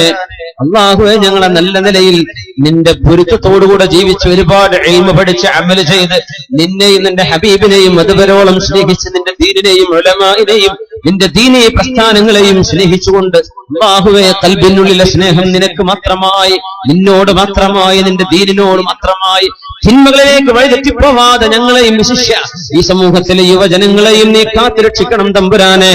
അല്ലാഹുവേ, ഈ സമൂഹത്തിലെ യുവാക്കളും യുവതികളും മദ്യപാനികളും വ്യഭിചാരികളുമായി പോവാതെ കാക്കേണമേ അല്ലാഹ്. റബ്ബേ, നിന്റെ ഇൽമിന്റെ വെളിച്ചം, ദീനിന്റെ വെളിച്ചം, നിന്റെ ഹബീബിന്റെ വെളിച്ചം ആദ്യമായി കടന്നു വന്ന മണ്ണാണ് റബ്ബേ കാസർഗോഡിന്റെ മണ്ണ്. ഈ ദീനിന്റെ പ്രഭയും ഈ സംസ്കാരത്തിന്റെ ലഗസിയും റബ്ബേ ഖിയാമത്ത് നാൾ വരെ ഇവിടെ നിലനിർത്തണം തമ്പുരാനെ. ആഹുവേ, നന്മകൾ നന്മകളായും തിന്മകൾ തിന്മകളായും മനസ്സിലാക്കി നന്മയെ സ്വീകരിക്കാനും തിന്മയെ നിരാകരിക്കാനുമുള്ള സന്മനസ് ഞങ്ങൾക്ക് നൽകണമേ അല്ലാഹ്. റഹ്മാനായ റബ്ബേ, അല്ലാഹുവേ, ഞങ്ങൾ എത്രയോ തെറ്റുകളും പാപങ്ങൾ ചെയ്ത പാപികളാണ് അല്ലാഹുവേ. നീ പുറത്തു വന്നില്ലെങ്കിൽ ഞങ്ങൾ കുടുങ്ങിപ്പോകും അല്ലാഹുവേ. അല്ലാഹുമ്മ ഹാസിബ്നാ ഹിസാബൻ യസീറാ. റബ്ബേ, ഞങ്ങളെ ലഘുവായി വിചാരണ ചെയ്യണേ റബ്ബേ. ചോദ്യം ചെയ്ത് ഉത്തരം മുട്ടിക്കല്ല തമ്പുരാനെ. നാളെ പരലോകത്ത് ഹിസാബില്ലാതെ രക്ഷപ്പെടുത്തണേ റബ്ബേ. അല്ലാഹുവേ, എത്രയോ ദൂരങ്ങളിൽ നിന്ന് ഈ സദസ്സിലേക്ക് വന്ന ആലിമീങ്ങൾ, ഉസ്താദുമാർ, മുദരിസുമാർ, ഖതീബുമാർ, മുതഅല്ലിമീങ്ങൾ, മഹല്ല് ഭാരവാഹികൾ, ദീനിന്റെ പ്രവർത്തകന്മാർ, SDSFന്റെ പ്രഗത്ഭരായ നേതാക്കന്മാരൊക്കെ, ഒരുപാട് സാധാരണക്കാർ, സഹോദരിമാർ, കുട്ടികൾ, വലിയവരൊക്കെ സദസ്സിലുണ്ട് റബ്ബേ. ആരെങ്കിലും ഒരാളുടെ ആമീൻ കൊണ്ടെങ്കിലും ഞങ്ങളുടെ ദുആഇനെ സ്വീകരിക്കണേ അല്ലാഹ്. റബ്ബേ, നീ ഞങ്ങളെ നിന്റെ സ്വാലിഹീങ്ങളിൽ ചേർക്കണേ അല്ലാഹ്. സ്വാലിഹീങ്ങളോട് നീ പെരുമാറുന്ന പോലെ ഞങ്ങളോട് പെരുമാറണേ റബ്ബേ. നിന്റെ റഹ്മത്ത് അനുസരിച്ച് ഞങ്ങളോട് പെരുമാറു റബ്ബേ. ഞങ്ങളുടെ അമല് കൊണ്ടോ ഞങ്ങൾ ചെയ്ത തെറ്റുകൊണ്ടോ ഞങ്ങളോട് മോശമായി പെരുമാറല്ലേ തമ്പുരാനെ. അല്ലാഹുവേ, കൈകാലുകളെ സൂക്ഷിക്കാൻ തൗഫീഖ് താ റബ്ബേ. കണ്ണ്, നാവ്, ശരീരത്തെ സൂക്ഷിക്കാൻ തൗഫീഖ് നൽകണേ റബ്ബേ. അല്ലാഹുവേ, ഇഫ്ഫത്തും ചാരിത്രശുദ്ധിയും ഈ ഉമ്മത്തിലെ ആണുങ്ങൾ കുട്ടികൾക്കും പെൺകുട്ടികൾക്കും നൽകണേ റബ്ബേ. കോളേജുകളിൽ, ക്യാമ്പസുകളിൽ താമസിച്ച് പഠിക്കുന്ന ഞങ്ങളുടെ പ്രായപൂർത്തിയെത്തിയ മക്കളെ അല്ലാഹുവേ, മയക്കുമരുന്നിന്റെയും കള്ളുകുടിയന്മാരുടെയും വ്യഭിചരിക്കുന്നവരുടെയും ഒരു ടീമിലും പോയി പെടാതെ, ഒരു ഗ്യാങ്ങിലും ചെന്ന് പെടാതെ ഞങ്ങളുടെ മക്കളെ കാക്കണേ റഹ്മാനെ.